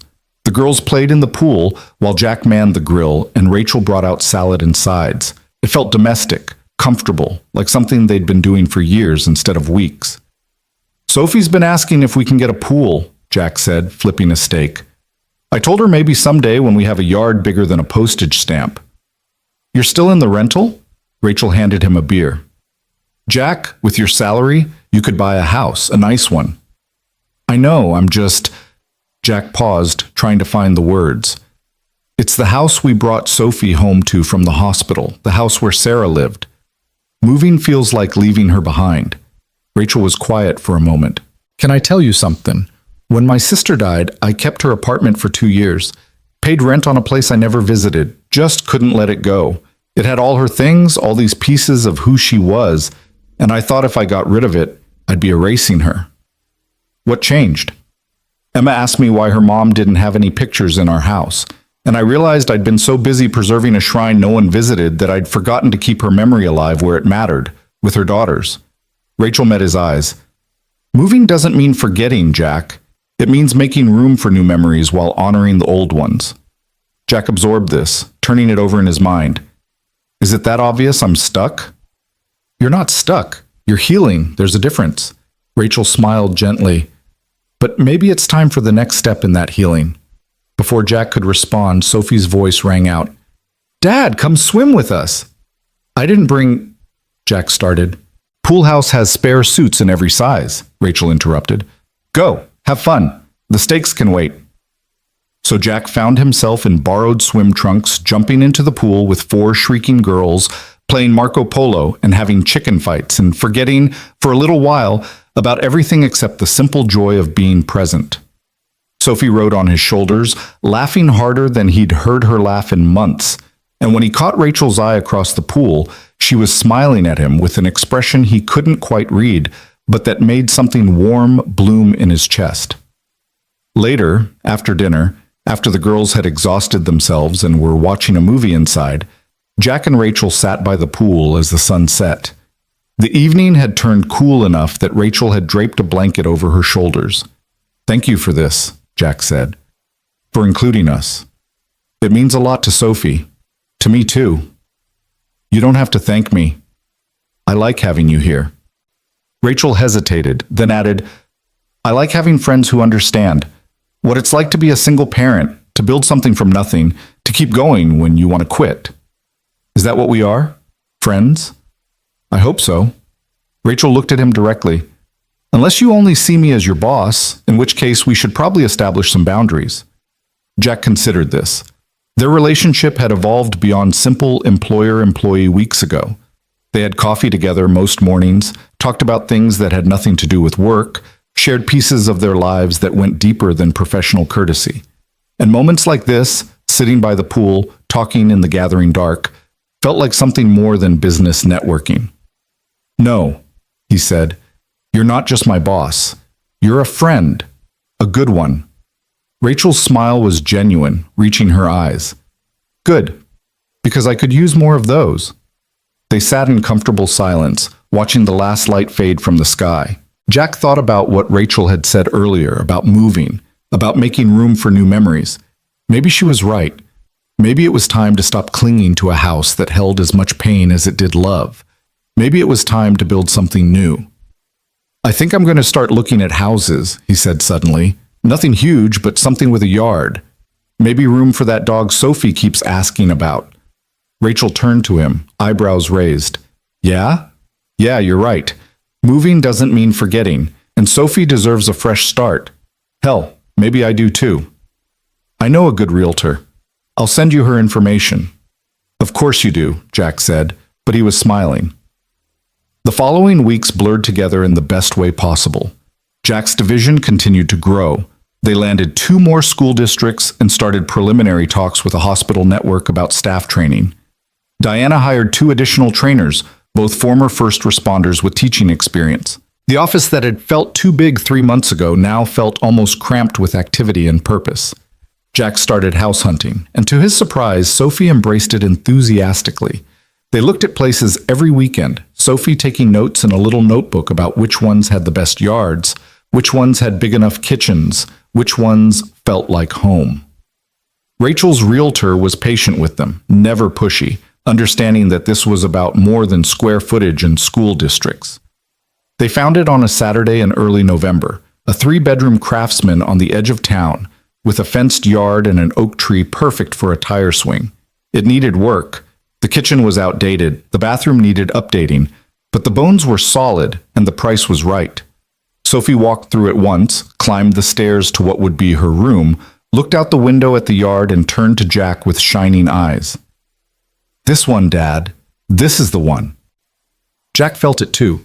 Something about the house just felt right, like it was waiting for them, like it could be home. He made an offer that afternoon. It was accepted 2 days later. "We're really doing this," Jack said to Sophie that night as they celebrated with pizza. "We're moving." Sophie was quiet for a moment, then asked, "Can we bring Mom's things? Her photos, and the quilt she made, and her books?" "Of course, baby. We're bringing all of it. Mom's a part of our family, and she'll be part of our new home, too." Sophie nodded, satisfied. Then she grinned. "And can we get a dog now?" Jack laughed, the sound surprising him with its ease. "Yeah, Soph, we can get a dog." The closing took 3 weeks. During that time, Jack found himself at Myers Industries late one evening, going over contracts for the hospital training program. Rachel appeared in his doorway around 8, 2 cups of coffee in hand. "Thought you might need this," she said, handing him one. "You're a mind reader." Jack accepted the coffee gratefully. "What are you still doing here?" "Same as you. Too much work, too little time." Rachel settled into the chair across from his desk. "What about the house? Congratulations." "Thanks. We close next Friday. Sophie's already planning where every piece of furniture is going." "That's wonderful, Jack, really." Rachel paused, seemed to be considering something. "Can I ask you something personal?" "Sure." "Are you happy?" "I know that's a loaded question, but I mean, here, with the job, with everything, are you happy?" Jack thought about it honestly. 3 months ago, he'd been barely surviving, held together by duct tape and stubbornness. Now he had a job he was good at, work that mattered, financial security for the first time in years, and a future that held possibility instead of just obligation. "Yeah," he said, surprised by how true it felt. "Yeah, I think I am. We're getting there anyway." Rachel's smile was warm, almost proud. "Good. You deserve it. So do you. Are you? Happy?" "Getting there," Rachel echoed his words back. "For a long time after my divorce, after taking in the girls, I felt like I was just managing crises, building the company, raising kids, trying not to fall apart. But lately," she paused, choosing her words carefully. "Lately, it feels like I'm actually living again instead of just surviving. And I think you're part of that." "Me?" "You and Sophie, having you in our lives, watching the girls become friends, building this division together." Rachel met his eyes. "It's reminded me that good people exist, that kindness matters, that it's possible to start over and build something real." The moment stretched between them, charged with something Jack couldn't quite name. Not romance, neither of them was ready for that, might never be ready. But connection, understanding, the recognition of 2 people who'd been through hell and found each other on the other side. "Thank you," Jack said quietly, "for taking a chance on me, for seeing something in me that I didn't see in myself. Thank you for proving me right." Rachel stood, and the moment passed into something easier, lighter. "Now go home. It's late, and Sophie's probably wondering where you are." Jack packed up, said goodnight, and headed home through the dark city streets. And as he drove, he thought about the past 3 months, about how much had changed, about the life he was building piece by piece from the rubble of what he'd lost. Sarah would be proud, he thought, of the job, of the house, of the way he was raising Sophie, of the fact that he hadn't given up, hadn't let grief consume him, had found a way to keep moving forward. And maybe, just maybe, he was starting to be proud of himself too. The moving day arrived cold and gray, the kind of November morning that threatened snow but couldn't quite commit. Jack stood in the empty living room of the rental house, the walls showing pale rectangles where pictures had hung, the floors echoing with each footstep. 3 years of his life packed into boxes, loaded into a truck that Hector had volunteered to drive. Sophie wandered through the rooms one last time, her footsteps soft, her expression thoughtful. Jack watched her from the doorway, knowing she was saying her own private goodbyes. This was the only home she really remembered, the house where her mother had read her bedtime stories, where they'd celebrated birthdays and Christmases, where Sarah had taken her last breath in the bedroom upstairs. "You okay, baby?" Jack asked. Sophie turned to him, and Jack was struck by how much older she looked than she had just a few months ago. Not physically, she was still small for 8, but something in her eyes, in the set of her shoulders. She'd grown up in this house, but she was ready to grow beyond it. "I'm okay," she said. "It's weird, though, saying goodbye?" "Yeah, it is. Do you think Mom knows that we're moving?" Jack crossed the room, knelt down so he was eye level with his daughter. "I think if she's anywhere, she knows, and I think she'd be happy for us. Excited, even. She'd probably tell us to make sure we measure before we buy furniture," Sophie said, and Jack laughed because that was exactly what Sarah would have said. Practical to the end, his wife. Always thinking 3 steps ahead. "Come on," Jack said, standing and offering his hand. "Let's go see our new home." The Craftsman house looked even better in the gray morning light, solid and welcoming despite needing paint and repairs. The moving truck was already there, and Hector had recruited a crew from the garage, his employees now, but still Jack's friends, to help unload. Mrs. Chen had come too, armed with sandwiches and coffee, directing traffic from the front porch like a tiny general. "Your room is upstairs, second door on the right," Jack told Sophie. "Why don't you go tell the guys where to put your furniture?" Sophie took off running, full of 8-year-old energy, shouting instructions about where her bed should go and which wall needed her bookshelf. Jack followed more slowly, stopping in the doorway of what would be his room. It was bigger than the bedroom in the rental, with windows that let in real light. He could picture it furnished, lived in, becoming a space that was his instead of just the place where he slept. "Big step, boss." Hector appeared beside him, carrying a box labeled kitchen. "How you feeling?" "Terrified," Jack admitted. "And good. Mostly good." "Sarah would have loved this place," Hector said quietly. "The yard especially. She always talked about wanting a garden." Jack nodded, his throat tight. Hector had known Sarah well, had worked for Jack since before she got sick, had been at the funeral.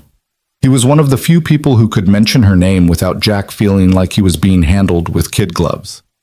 "I'm thinking about putting in raised beds in the spring," Jack said. "Vegetables, maybe some flowers. Sophie could help." "She'd like that." Hector clapped him on the shoulder. "Come on, these boxes aren't going to unpack themselves." They worked through the morning and into the afternoon, transforming the empty house into something that resembled a home. Furniture found its place. Boxes were opened and emptied. Sophie's room came together first, her bed with its purple comforter, her bookshelf overflowing, the drawings she'd made covering one wall. Jack's room took longer, partly because he kept getting distracted by other tasks, partly because he wasn't quite sure what he wanted it to be. Around 3 o'clock, a black SUV pulled into the driveway. Jack looked up from the box he was unpacking, his clothes wrinkled from storage, and saw Rachel climbing out, followed by the twins. All 3 of them carried packages. "We brought a housewarming gift," Rachel called, climbing the porch steps, and the girls insisted on helping. "Rachel, you didn't have to," Jack started. "I know, I wanted to." Rachel handed him one of the packages, heavy, wrapped in brown paper. "This is from all of us." Sophie appeared from inside, her face lighting up when she saw Emma and Ellie. "You came! We wanted to see your new house." Emma grabbed Sophie's hand. "Can you show us your room?" The 3 girls disappeared upstairs in a flurry of giggles and footsteps. Rachel watched them go, smiling. "They've been talking about this all week. You'd think they were the ones moving." Jack unwrapped the package, and his breath caught. It was a framed photograph, the one from the newspaper, taken the day after the bus accident. Jack in his hospital bed, Sophie beside him, both of them looking tired but alive. But Rachel had had it professionally printed and framed, and across the bottom someone had written in elegant script, "Heroes are made in moments, but their impact lasts forever." "Rachel, this is—" Jack couldn't find the words. "Too much?" Rachel's expression was uncertain. "I thought maybe you could hang it somewhere, a reminder of where this all started." "It's perfect." Jack met her eyes. Thank you. The other packages contained practical things: towels, kitchen supplies, a welcome mat with home written across it in cheerful letters. But it was the photograph Jack kept coming back to, kept looking at as the afternoon wore on. A moment captured in time, the fulcrum point where his life had pivoted from barely surviving to actually living. By evening, the moving truck was empty and most of the essential boxes were unpacked. The house looked lived in, comfortable, like it had been waiting for them all along. Mrs. Chen had left food, casseroles and pasta dishes, enough to last them the first few days. Hector and his crew had headed out, tired and satisfied. Only Rachel and the twins remained, the girls still playing upstairs with Sophie. I should get them home, Rachel said, but she made no move to leave. She stood in Jack's living room, looking around at the space they'd created. It looks good, Jack. Really good. Thanks to everyone's help. Jack handed her a beer from the six-pack Hector had left behind. I couldn't have done this without... He gestured vaguely, encompassing the house, the job, everything. Without you. Without all of it. Rachel accepted the beer, twisted off the cap. You give me too much credit. You did the hard work. You gave me the opportunity. You earned it. Rachel took a sip, then added, Can I tell you something? That day at the crash, when I saw you pull Ellie out of the bus right before it exploded, I thought I was watching you die. I thought I was going to lose both of them and you. And in that moment, I made a promise to myself that if you survived, if you made it out, I'd find a way to thank you, to repay what you'd done. You didn't owe me. Let me finish. Rachel's voice was firm but kind. I know you don't think I owe you anything. You've made that clear, but here's the thing. I didn't give you this job out of obligation. I gave it to you because after I made that promise, I spent weeks trying to figure out who you were. I called people, asked around, learned about your life, about Sarah, about the garage, about how you were barely holding on but never complained, never asked for help, just kept showing up. Jack felt exposed, vulnerable in a way he hadn't expected. No one had ever looked at his life that closely, had seen through the mask he wore to the struggle underneath. And I realized, Rachel continued, that you were exactly the person I needed. Not because you saved my daughters, though God knows I'll never forget that, but because you understand what matters. You understand that showing up is sometimes the hardest and most important thing you can do, and that's what this division needs. That's what I needed. The words settled between them, honest and raw. Jack took a long pull from his beer, buying time to compose himself.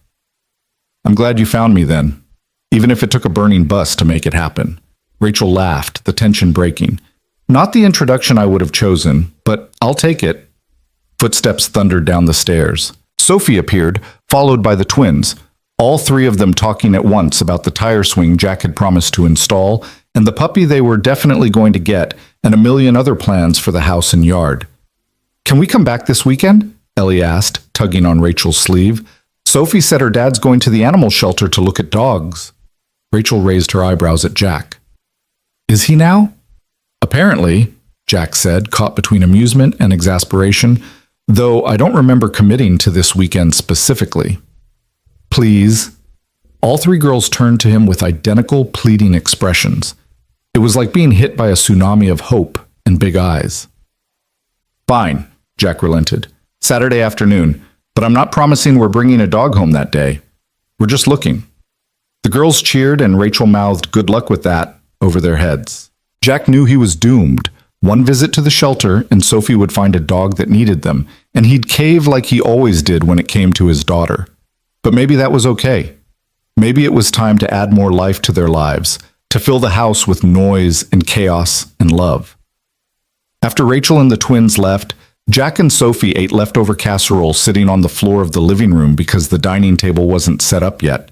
They talked about school and Sophie's friends and what color they should paint her room. Normal things, easy things, the kind of conversation Jack had missed during the years when everything was hard and heavy. Dad? Sophie asked as they were cleaning up. Are you happy we moved? Yeah, baby, I really am. Me too. Sophie carried her plate to the kitchen, then turned back. I think Mom would like it here. It feels like a place where happy things could happen. Jack's chest tightened with love for this wise, wonderful little girl. I think you're right. That night, Jack lay in bed in his new room, listening to the unfamiliar sounds of the house settling around him. Different creaks and groans than the rental, different patterns of light through the windows. It should have felt strange, but instead it felt like possibility, like a blank page waiting to be written on. His phone buzzed, a text from Rachel. "The girls can't stop talking about the new house.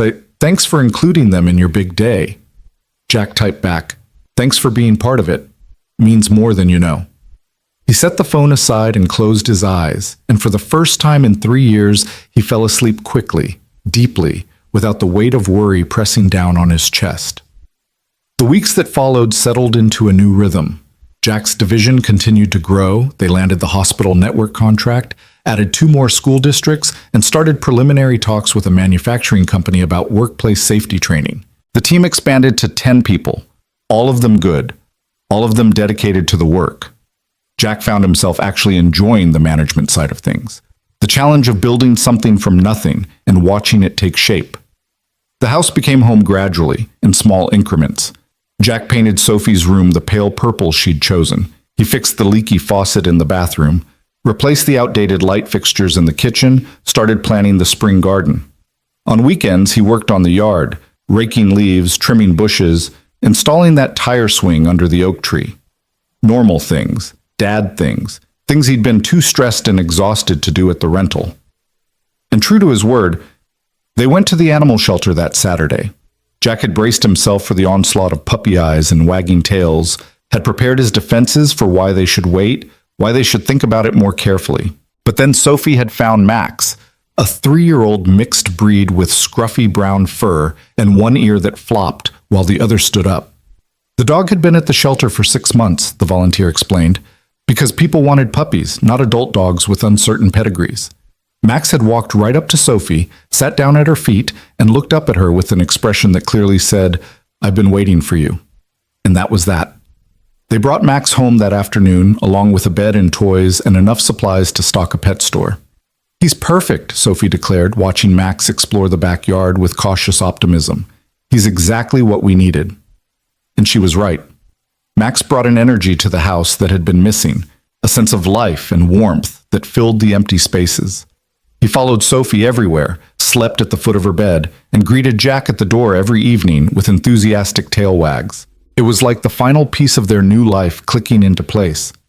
Rachel and the twins came over regularly, and the girls would play in the yard with Max while the adults sat on the porch, talking about work and life and everything in between. Jack learned that Rachel played piano, that she'd wanted to be a concert pianist as a girl before pragmatism and her father's expectations steered her toward business. He learned that she'd been working 16-hour days for years, building Myers Industries into what it was, barely taking time for herself. "I'm trying to do better about that," Rachel admitted one evening in mid-December. They were on Jack's porch, bundled in coats, watching the first real snow of the season fall. The girls were inside making hot chocolate with more marshmallows than liquid. Work-life balance, actual hobbies, being present instead of just busy. "How's that going?" Jack asked. "It's going," Rachel smiled. "Having friends outside work helps. Having a reason to leave the office at a reasonable hour. Glad I could provide that reason." "You have no idea." Rachel turned to him, her expression serious. "Before you came along, before the accident, I was drowning. I didn't even realize how much I'd let work consume me until I had something, someone, to pull me back." Jack didn't know what to say to that. The idea that he'd somehow saved Rachel the way she'd saved him felt too big, too circular. But maybe that was how it worked. Maybe we all saved each other in small ways, just by showing up, by being present, by caring enough to pull someone back from the edge. The holidays approached, and Jack found himself facing his first Christmas in the new house with a mixture of anticipation and dread. Christmas had always been Sarah's holiday. She'd loved decorating, baking, making everything magical for Sophie. The past 3 years, Jack had gone through the motions, putting up a tree because Sophie expected it, buying presents because that's what you did, but his heart hadn't been in it. This year felt different. Sophie wanted to decorate the house, wanted to bake cookies, wanted to make it special. And Jack found he wanted that too. wanted to create new traditions while honoring the old ones, wanted to fill the house with light and warmth and joy. "We should get a real tree this year," Sophie announced one evening at dinner. "A big one that smells like Christmas." "We always got real trees," Jack said. "I know, but the last couple years they were small, and you always looked sad when we decorated them." Sophie's voice was matter of fact, no accusation in it, just observation. "This year I want a tree that makes you happy." Jack reached across the table and squeezed her hand. "Any tree we pick together will make me happy." They went tree shopping the following Saturday, and somehow Rachel and the twins ended up coming along. What should have been a simple errand turned into an adventure, the girls running between trees, declaring each one perfect until they found the next one. Rachel and Jack followed behind, laughing at their enthusiasm, offering opinions that were universally ignored. Finally, they settled on a 7-foot Douglas fir that was full and green and smelled exactly like Christmas should smell. Jack tied it to the roof of his truck while the girls bounced with excitement and Rachel took photos on her phone. "Send me those," Jack said as they were loading back into their vehicles. "Already did." Rachel's smile was warm. "This was fun. We should do it again." "Tree shopping is generally a once-a-year activity," Jack pointed out. "You know what I mean." Rachel's eyes held his for a moment longer than necessary. "Spending time together. All of us. It's nice." It was nice. That was the thing Jack kept coming back to as he drove home with Sophie singing Christmas carols in the back seat and a tree strapped to his roof. This was nice. His life was nice. Not perfect, not without challenges, but fundamentally, genuinely good, in a way it hadn't been in years. They decorated the tree that evening, and Jack pulled out the ornaments he'd carefully packed away. The ones Sarah had collected, the ones Sophie had made in preschool, the ones that told the story of their family. He hung each one carefully, and Sophie helped, and they told stories about Christmas's past and plans for Christmas's future. "This one was Mom's favorite," Sophie said, holding up a delicate glass angel. She said it reminded her of her grandmother. "Your great-grandma Rose," Jack confirmed. "She gave that to your mom on their last Christmas together." Sophie hung it on a prominent branch, stepping back to admire it. "I wish I'd known her. Great-grandma Rose. She was a lot like your mom, kind, strong, always putting others first." Jack wrapped an arm around Sophie's shoulders. "She would have loved you so much." They finished decorating, plugged in the lights, and stood back to admire their work. The tree glowed in the darkened living room, casting warm light across the walls, making the house feel magical and lived in and loved. "It's perfect," Sophie whispered. "Yeah," Jack agreed, "it really is." Work at Myers Industries ramped up as the year drew to a close. Jack's division had exceeded all projections. They'd trained over 500 people, signed contracts worth millions, and established themselves as legitimate players in the emergency preparedness field. Rachel called a meeting in mid-December to discuss the year-end numbers and plan for the next year. "What you've built here is remarkable," Rachel told Jack and his team, standing at the head of the conference room, her expression proud. "In less than 6 months, you've created a division that's not only profitable but genuinely making a difference. School districts are reporting better response times, more confident staff, and parents who feel their kids are safer. That's impact. That's what we're here for." After the meeting, Rachel asked Jack to stay behind. He waited as the others filed out, curious and slightly nervous. Had he done something wrong? Missed something? "Relax," Rachel said, reading his expression. "This is good news. Sit." Jack sat. Rachel pulled out a folder, slid it across the table to him. "This is your year-end bonus," she said, "and a proposal." Jack opened the folder and his eyes widened. The bonus was substantial, more money than he'd made in his best year at the garage. But it was the proposal that really caught his attention. Rachel was suggesting they expand the division, double the staff, take on bigger clients. And she wanted Jack to transition from division head to vice president of emergency services. "VP?" Jack looked up at her, stunned. "Rachel, I've been here 6 months, and you've proven yourself 100 times over. You're a natural leader, Jack. Your team respects you, clients trust you, and you understand both the technical and human sides of this work better than anyone I've ever met." Rachel leaned forward, I'm not offering this out of sentiment. I'm offering it because it's the right business decision. Jack read through the proposal, his mind spinning. More responsibility, yes, but also more resources, more impact, more opportunity to build something that really mattered. A salary that would let him not just provide for Sophie, but give her opportunities he'd never dreamed of. Stock options that could mean real financial security for their future. Can I think about it? He asked. Of course, take the holidays. We'll talk in January. Rachel smiled. But Jack? Say yes. You've earned this.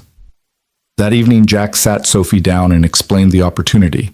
She listened carefully, asked smart questions about what it would mean for their time together, whether he'd be traveling more, if it would change things at home. It might mean I'm busier sometimes, Jack admitted. More responsibility usually means more work, but it also means I can give you things I couldn't before. Better schools if you want them, camps and activities, college without worrying about loans. Sophie was quiet for a long moment, absently petting Max, who had his head in her lap. Then she said, Mom always told me that the best things in life aren't stuff. They're people and time and love. Jack felt his throat tighten. She was right. But she also said it's okay to want things to be better, to work hard and build something. Sophie looked up at him. Are you going to be happy doing this? Or are you going to be stressed and worried all the time like you were at the garage? It was such a perceptive question, so much wiser than her years. Jack thought about it honestly. I think I'll be challenged, sometimes stressed probably, but happy?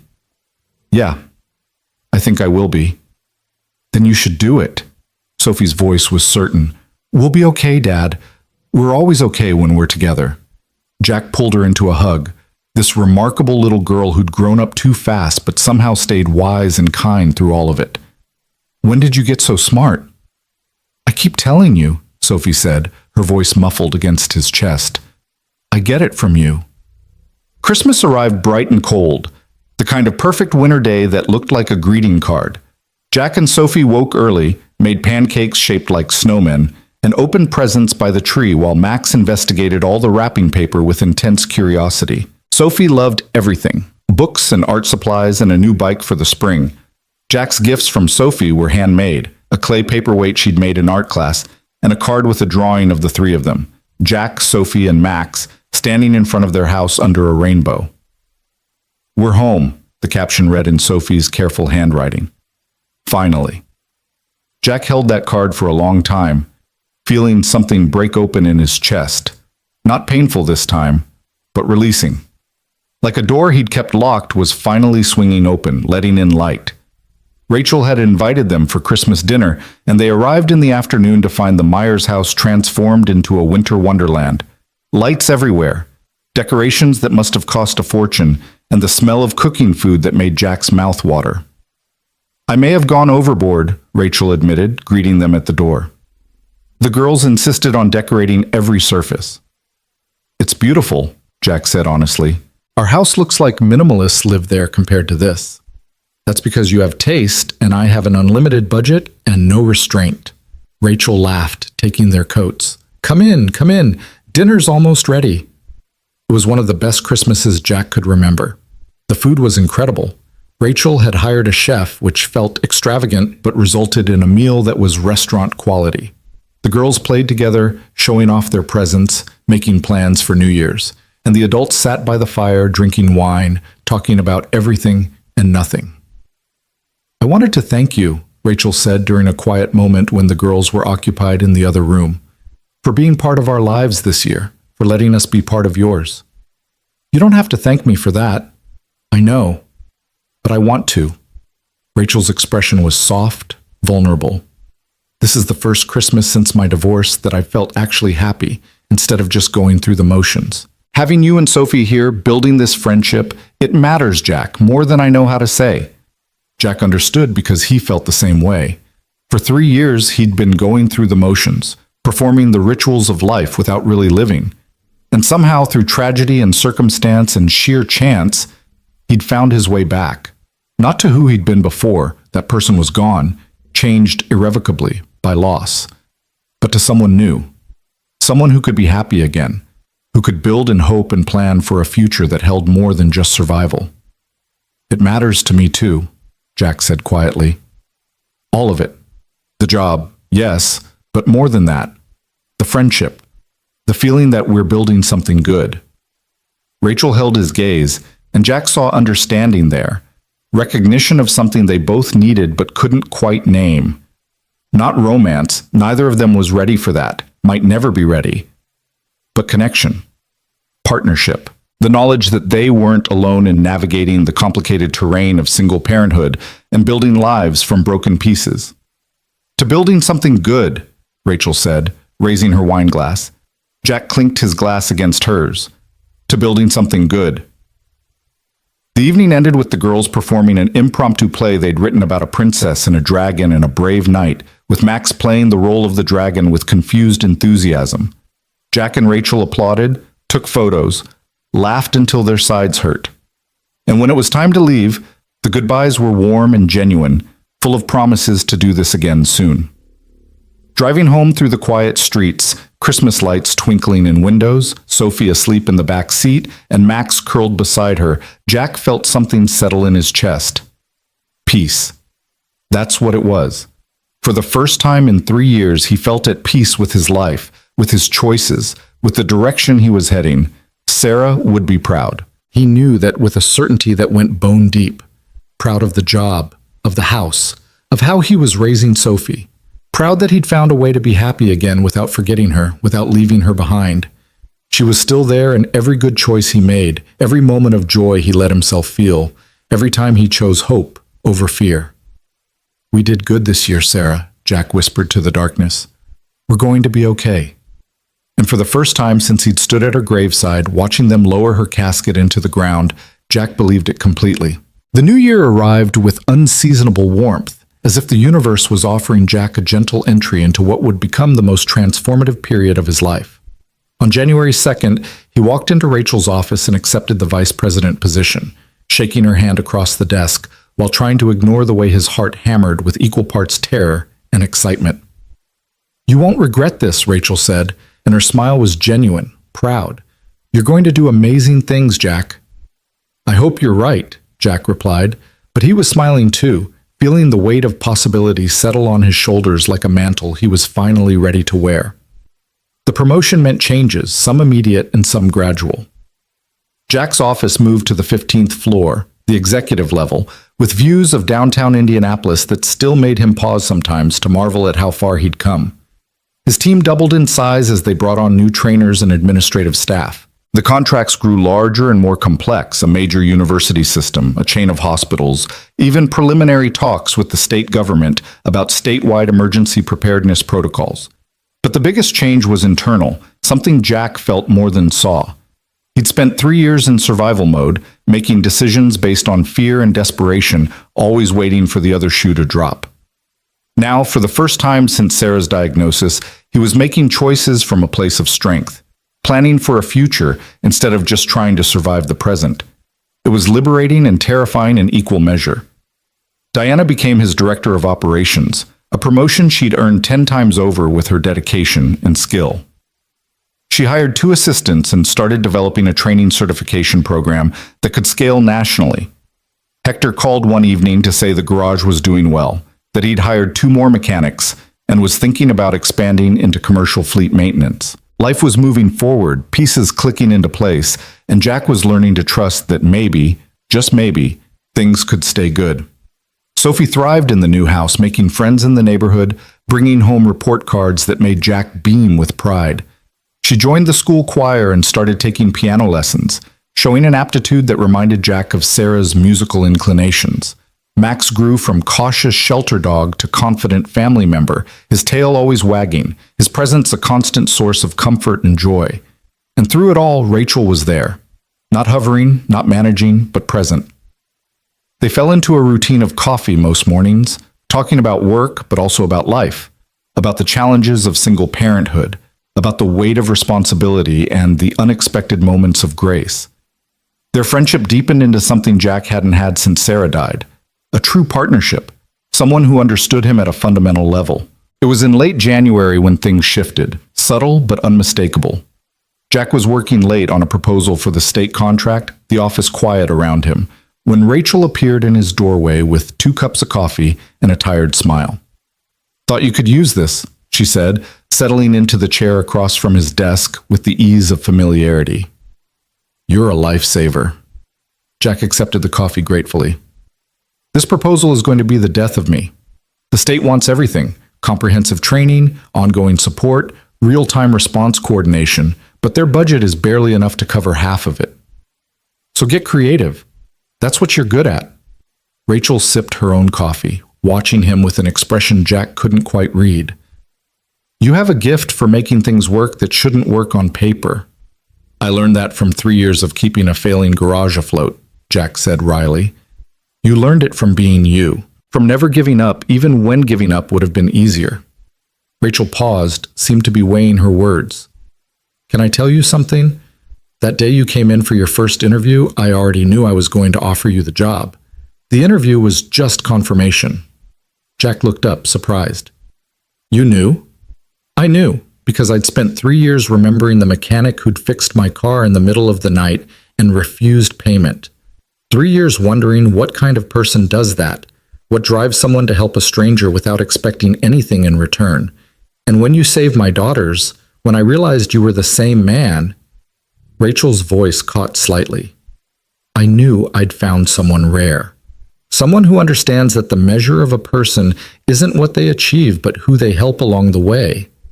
The words hung between them, heavy with meaning Jack wasn't sure he was ready to examine. He set down his coffee cup carefully, trying to find a response that wouldn't cheapen what Rachel had just shared. "I'm just trying to do right," he said finally. "By Sophie, by the people who count on me. That's all I've ever tried to do." "I know, that's what makes you who you are."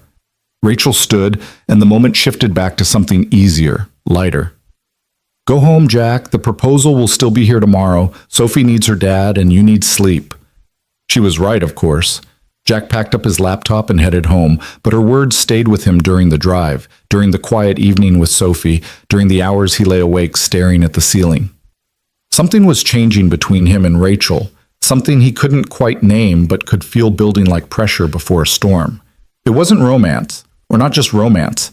It was recognition, understanding, the slow, careful building of something that could become whatever they needed it to be. February brought Sophie's 9th birthday, and Jack threw her a party at the house with a dozen screaming kids, pizza, and a cake shaped like Max that Sophie declared was the best cake in the history of cakes. Emma and Ellie were there, of course, and Rachel stayed to help manage the chaos, laughing as kids ran through the house playing some complicated game that seemed to involve a lot of shrieking and zero discernible rules. "This is what childhood should look like," Rachel said, watching the girls disappear upstairs in a pack, loud and messy and full of joy. "It's definitely loud," Jack agreed, picking up abandoned paper plates. "I'm going to be finding cake frosting in weird places for weeks." "Worth it, though." Rachel grabbed more plates, helping him clean. "Look at her face. When was the last time you saw Sophie that happy?" Jack looked toward the stairs where Sophie had gone, and his chest tightened with love and gratitude. Rachel was right. This was what he'd been fighting for through all the hard years. Moments like this, where his daughter could be a kid, could be carefree and joyful, and surrounded by friends who loved her. "Thank you," he said to Rachel, "for being part of this, for bringing Emma and Ellie into her life. She was lonely before, I think. I didn't realize how much until now." "She wasn't the only one," Rachel said softly, and when Jack met her eyes, he saw understanding there, the same recognition he'd been feeling. They were both lonely, both building lives from broken pieces, both learning to trust that good things could last.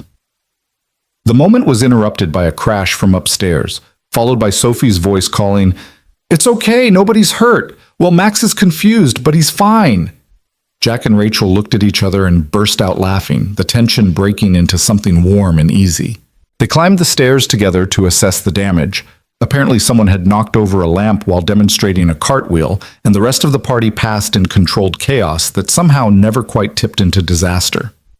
Later, after the guests had left and Sophie was crashed on the couch in a sugar coma, Rachel lingered in the doorway while Jack cleaned up the last of the party debris. "I should go," she said, but she didn't move. "Let you have your evening." "You don't have to rush off." Jack straightened, wadding up a trash bag. Unless you have somewhere to be? The twins are at my sister-in-law's for the night. She's been wanting more time with them. Rachel leaned against the doorframe, her expression thoughtful. So no, nowhere to be. Stay for dinner then. I'm just going to order Chinese, nothing fancy, but there's plenty. Rachel hesitated, and Jack could see her weighing something, making a decision. Finally, she nodded. Okay, yeah, I'd like that. They ordered too much food, Jack's usual habit, born from years of never quite knowing when he'd be able to afford the next meal, and ate at the kitchen table while Sophie snoozed in the living room and Max begged shamelessly for scraps. The conversation flowed easily, touching on work and the kids and a new book Rachel was reading.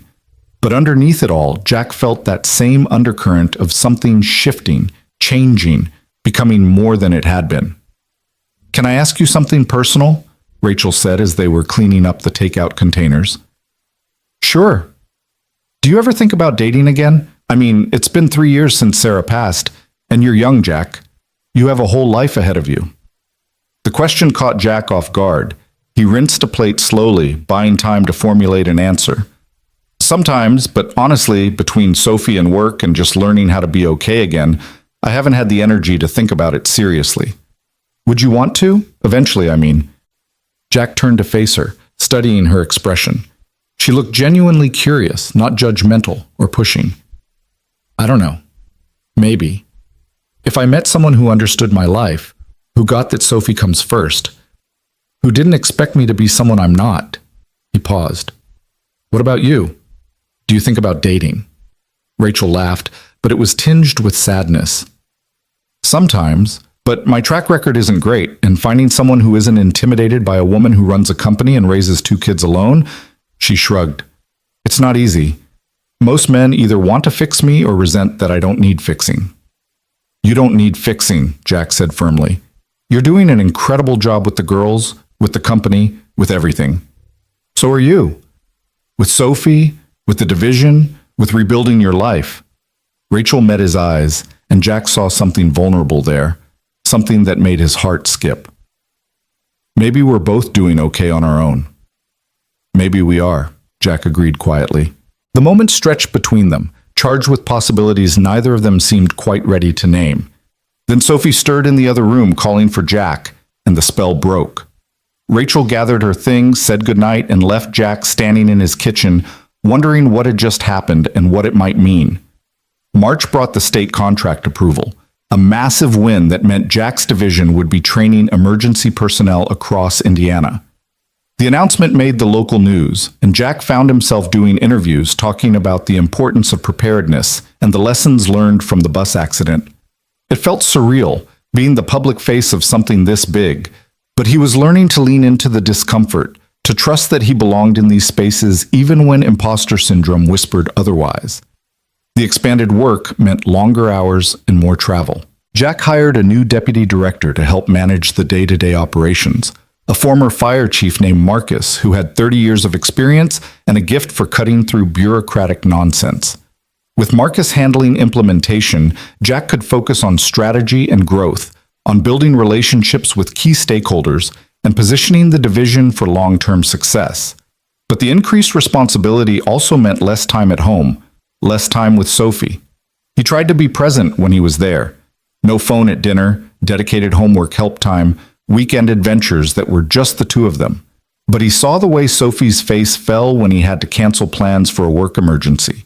Saw her disappointment even when she tried to hide it behind understanding smiles.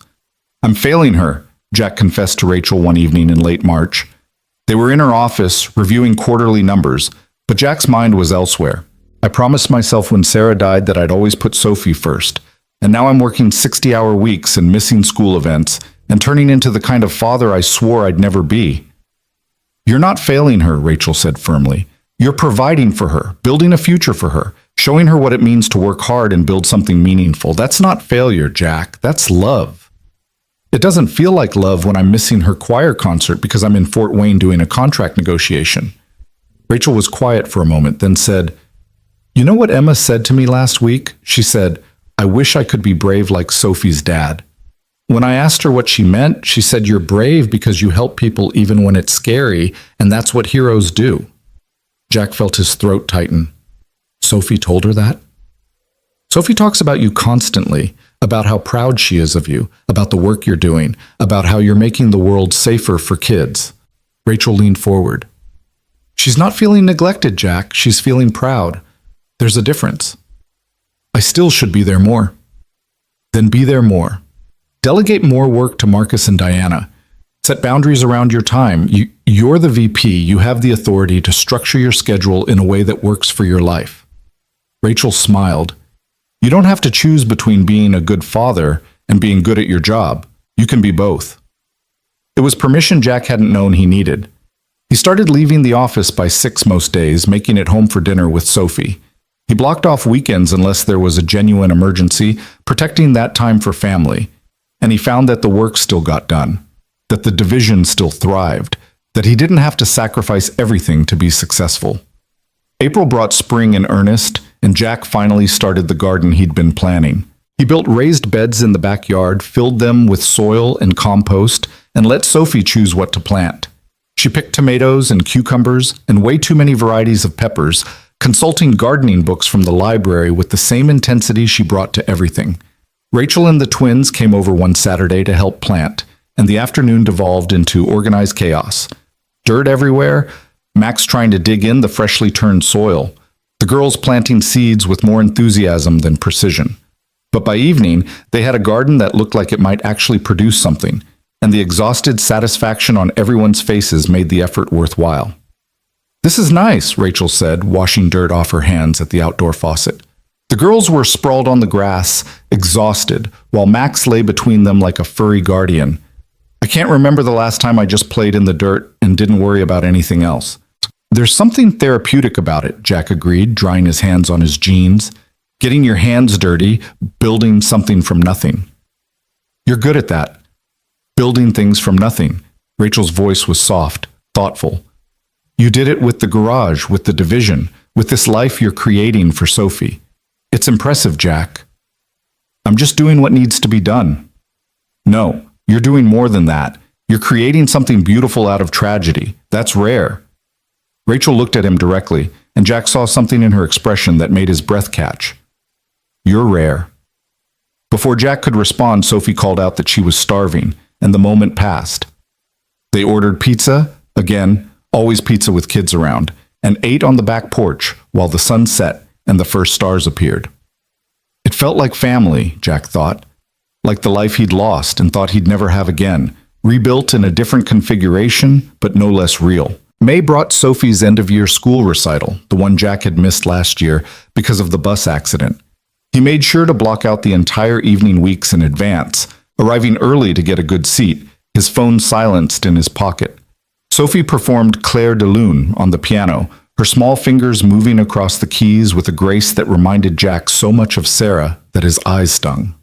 When she finished, the applause was thunderous, but Jack's was loudest. He caught Sophie's eye across the auditorium, and her face lit up with pride and joy. That look was worth everything, every long hour, every sacrifice, every moment of doubt. This was why he'd fought so hard to build a life worth living. For moments like this, when his daughter knew beyond doubt that she was loved, that she was his priority, that she mattered more than anything else in the world. Rachel and the twins were there too, having come to support Sophie. After the recital, they all went out for ice cream, the girls chattering excitedly about the performance and their summer plans. Jack and Rachel followed behind, listening to their daughter's enthusiasm, sharing small smiles that spoke of shared understanding. She's really good, Rachel said. Sophie, I mean, that piece is difficult, and she played it beautifully. Sarah used to play that song, Jack said quietly. When she was pregnant with Sophie, she'd play it every night, said it would help the baby recognize her voice after she was born. Rachel's hand found his arm, a gentle pressure of support. She'd be so proud, Jack, of both of you.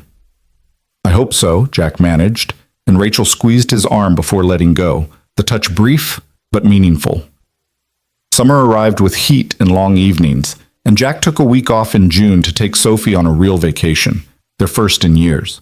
They drove to the Smoky Mountains, hiked easy trails, splashed in cold streams, and stayed in a cabin that was rustic but comfortable.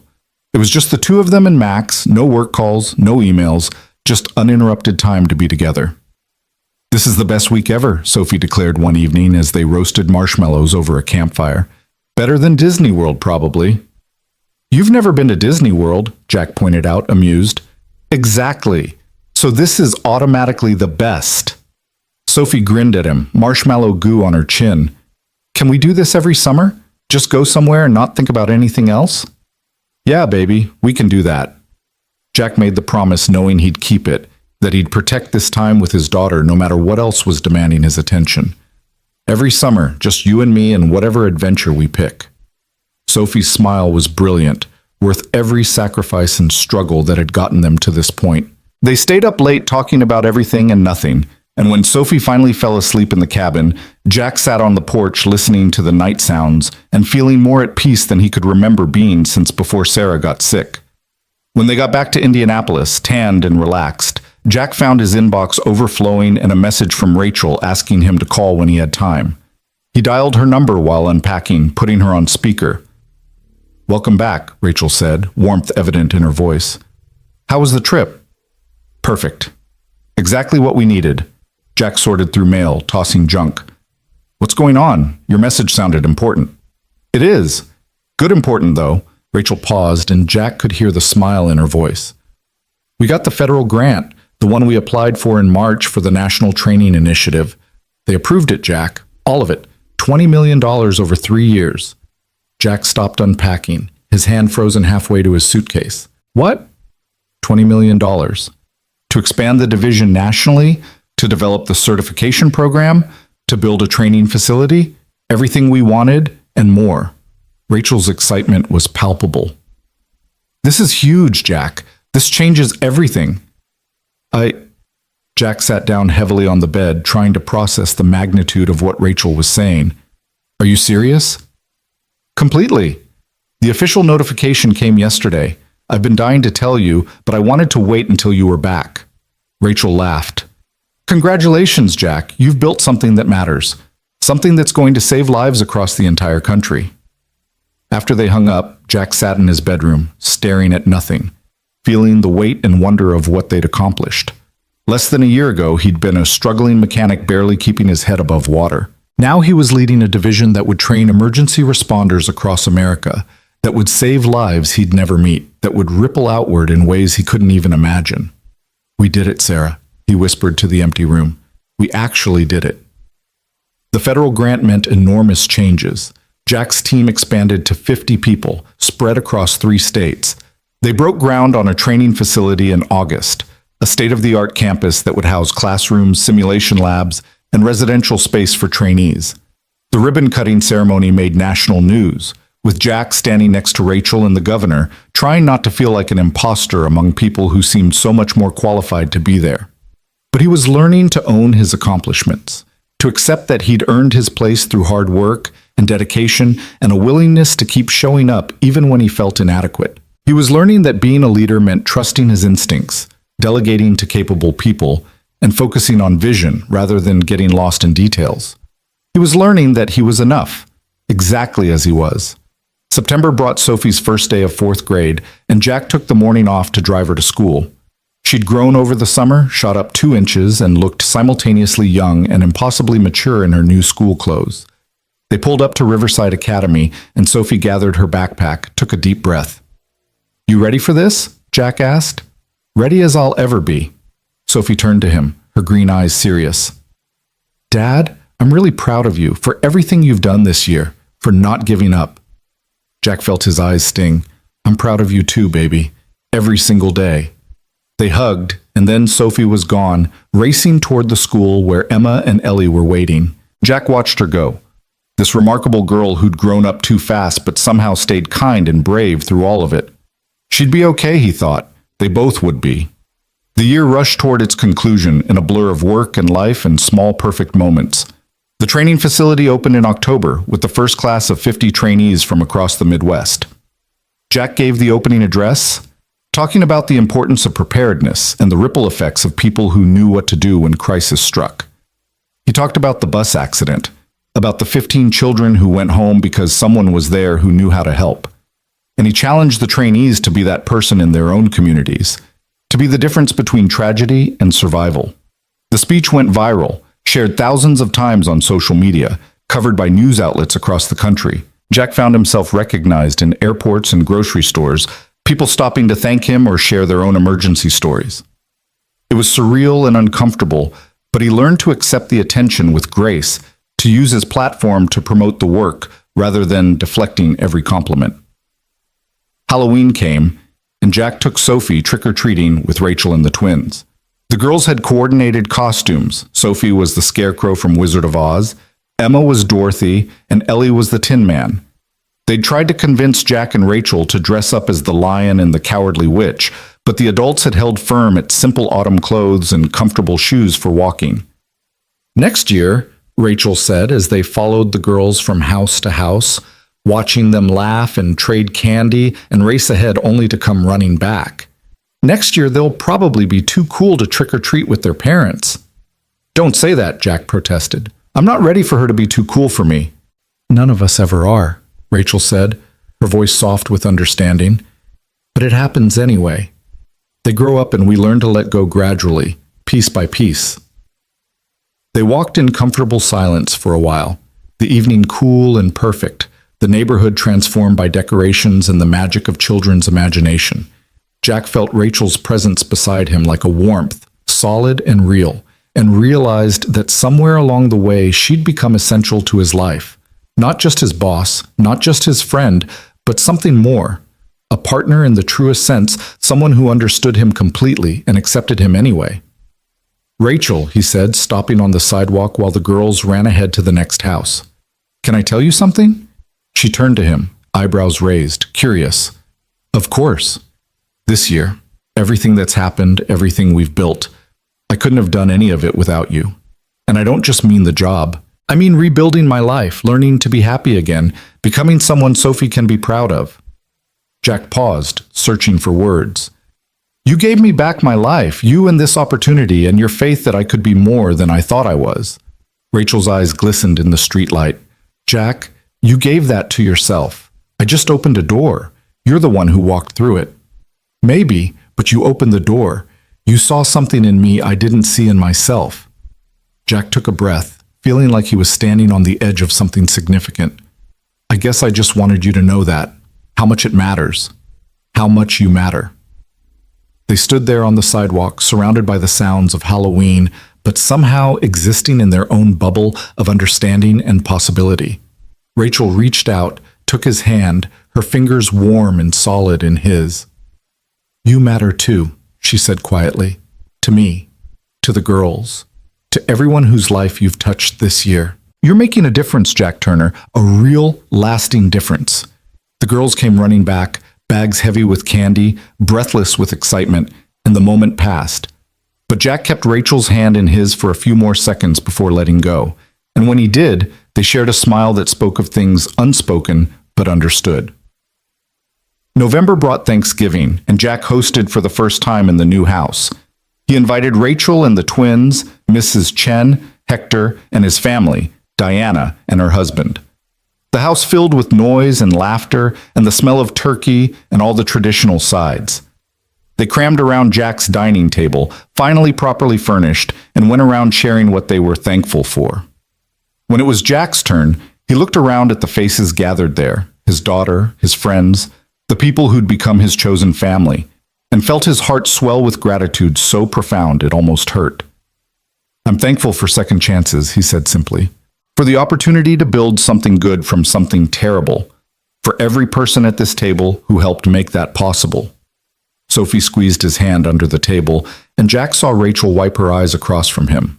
They finished the meal, did dishes together in the kitchen while the kids played in the yard, and it felt like the most natural thing in the world. Like this was exactly where Jack was supposed to be, surrounded by people who loved him, building a life worth celebrating. December arrived with the first serious snow, and Jack took Sophie to pick out their Christmas tree, their second in the new house, but somehow this one felt even more significant. They chose an 8-footer that barely fit in the living room, decorated it with Sophie's ever-growing collection of ornaments, and stood back to admire their work. Better than last year? Jack asked. Different, Sophie said thoughtfully. But still perfect.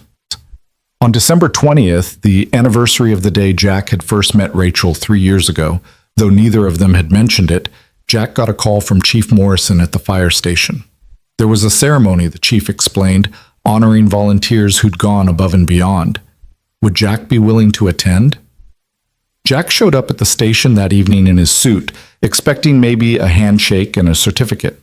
Instead, he walked into a room full of people, fellow firefighters, city officials, news cameras, and sitting in the front row, Rachel and the twins beside Sophie. "What's going on?" Jack whispered to Chief Morrison. "You're getting an award," the chief said with a grin. "Citizen Hero of the Year for the bus rescue and everything you've built since.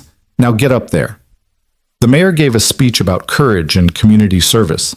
Rachel was invited up to speak, and she talked about the man who'd saved her daughters twice, once by pulling them from a burning bus, once by refusing payment for fixing her car when she was desperate and alone.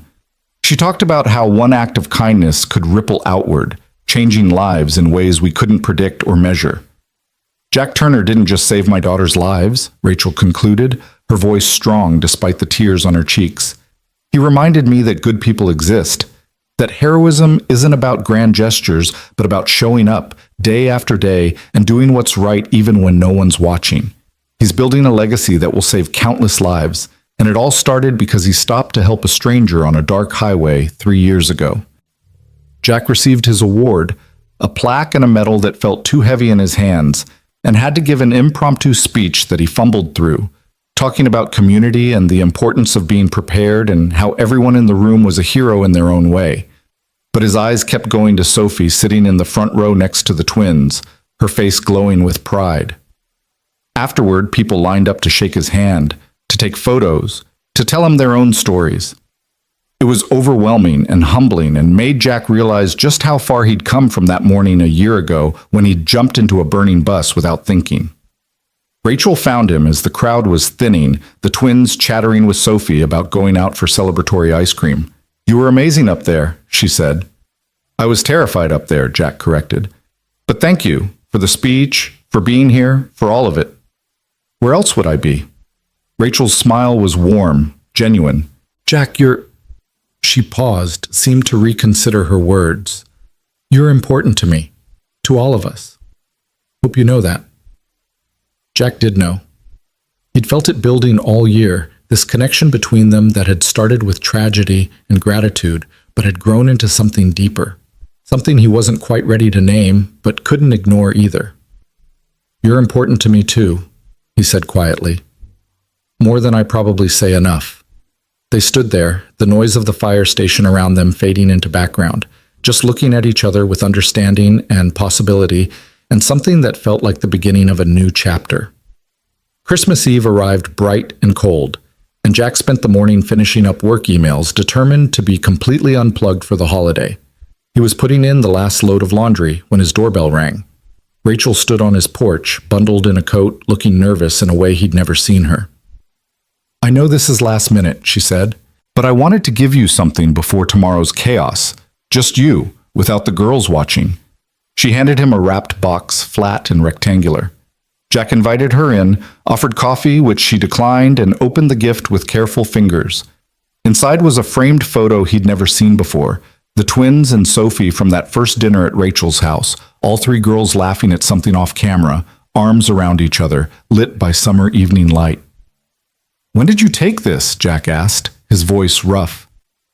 "July, when we were at the pool." Rachel stepped closer. "I saw them together and thought about how they'd become sisters in all but name, how you'd become essential to our lives without either of us planning it. And I wanted you to have something that captured that."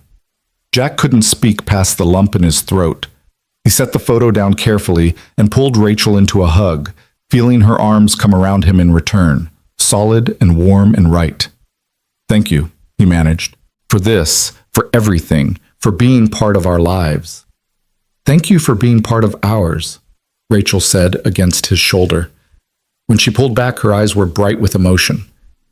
"Jack, I need to tell you something." "Okay. I'm grateful for what you did, for saving the girls, for the bus, all of it. But that's not why I'm here. That's not why you matter to me." Rachel took a breath, seemed to be gathering courage. You matter because you're kind and brave, and you make me believe in possibilities I thought I'd given up on. You matter because my daughters light up when they see you. You matter because when I think about my future, you're in it, not as an employee or even just as a friend, as something more. Jack's heart was pounding so hard he could hear it. Rachel, you don't have to say anything right now, Rachel said quickly. I know it's complicated. We're both still healing, both have kids to think about, both have careers that are demanding. But I wanted you to know how I feel. That this past year has been about more than gratitude for me. That I care about you, Jack. Deeply. Jack looked at this remarkable woman standing in his living room, bearing her heart, offering him something he hadn't known he was ready for. And he realized that maybe he was ready. Maybe he'd been ready for months, but had been too scared to admit it. Scared of betraying Sarah's memory, scared of risking the stability they'd built, scared of opening himself up to the possibility of loss again. But looking at Rachel, seeing the hope and vulnerability in her eyes, Jack realized that fear was a terrible reason to deny himself happiness. That Sarah wouldn't want him to spend the rest of his life alone, holding on to grief like it was all he had left of their love. That maybe, just maybe, it was okay to move forward while still honoring the past. I care about you too, Jack said, the words coming easier than he expected. I have for a while. Oops.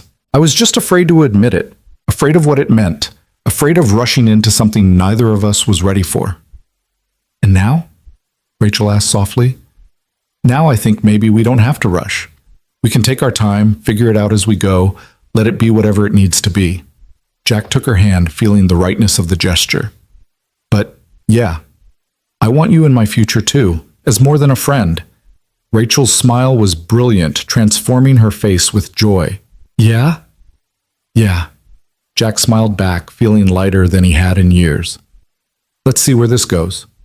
They didn't kiss. That felt like too much, too soon, with emotions running high and years of complexity to navigate. But they held hands, talking softly about possibilities and concerns, and how to approach this with their daughters. About taking things slow, being thoughtful, protecting the friendship they'd built while exploring what else it could become. When Rachel finally left, Jack stood in his living room holding the photo of the three girls, feeling like he'd just stepped through another door into a future he hadn't dared imagine. Not replacing what he'd lost, he could never replace Sarah, but building something new, something good, something that honored the past while embracing the present. Christmas morning arrived with Sophie bouncing on his bed at dawn, full of excitement about presents and traditions and all the magic of the holiday. They opened gifts by the tree, made cinnamon rolls from scratch, called Mrs. Chen and Hector to wish them Merry Christmas. And at noon, they headed to Rachel's house for the dinner they'd planned weeks ago. The day was perfect, food and laughter and the girls putting on another impromptu play, this time about Santa's reindeer staging a union negotiation. Jack and Rachel shared knowing glances across the table, small touches when the girls weren't looking, the beginning of something neither of them could quite name, but both recognized as significant. As evening fell and they prepared to leave, Sophie pulled Jack aside in the hallway. "Dad, are you and Rachel dating?" Jack's heart skipped. "What makes you ask that? You keep smiling at each other, and you look happy, really happy, not pretend happy." Sophie's expression was serious but not upset. "It's okay if you are. I like Rachel, and Emma and Ellie are basically my sisters already." Jack knelt down, meeting his daughter's eyes. "We're figuring it out, seeing what happens. But Sophie, you'll always come first. Always. That will never change." "I know." Sophie hugged him tight. "But Dad, Mom would want you to be happy. She told me that. She said the most important thing was that we were happy, and if that meant moving on someday, that was okay." Jack held his daughter, feeling tears prick his eyes, feeling Sarah's presence like a benediction. She had known. Of course she'd known. She'd given them both permission to keep living, to find joy again, to build new loves without diminishing the old one. "Yeah, baby," he whispered into Sophie's hair. Yeah, she would want that. They drove home through the quiet streets, Christmas lights twinkling in windows, the world hushed and peaceful. Jack carried a sleepy Sophie inside, tucked her into bed, kissed her forehead. "Best Christmas ever," she murmured, already half asleep. "Yeah," Jack agreed. "It really was." He went to his own room, stood at the window looking out at his yard, at the life he'd built from ashes and determination, and the kindness of a woman who'd seen potential where he'd seen only wreckage. In his pocket, his phone buzzed. A text from Rachel. "Thank you for today. For everything. For being you." Jack typed back. "Thank you for seeing me, for all of it. Merry Christmas, Rachel." A pause, then, "Merry Christmas, Jack. Here's to next year and all the possibilities it holds." Jack stood there in his bedroom, in the house he'd bought as a symbol of moving forward, and felt something settle in his chest that had been restless for 3 years. Peace. Not the peace of endings, but the peace of new beginnings. The peace of knowing that life could be hard and beautiful at the same time, that loss didn't preclude joy, that second chances were real and worth fighting for. Outside, snow began to fall, soft and steady, covering the world in white. Inside, Max padded down the hall and settled at Jack's feet, a warm presence in the darkness. Upstairs, Sophie slept peacefully, secure in the knowledge that she was loved beyond measure.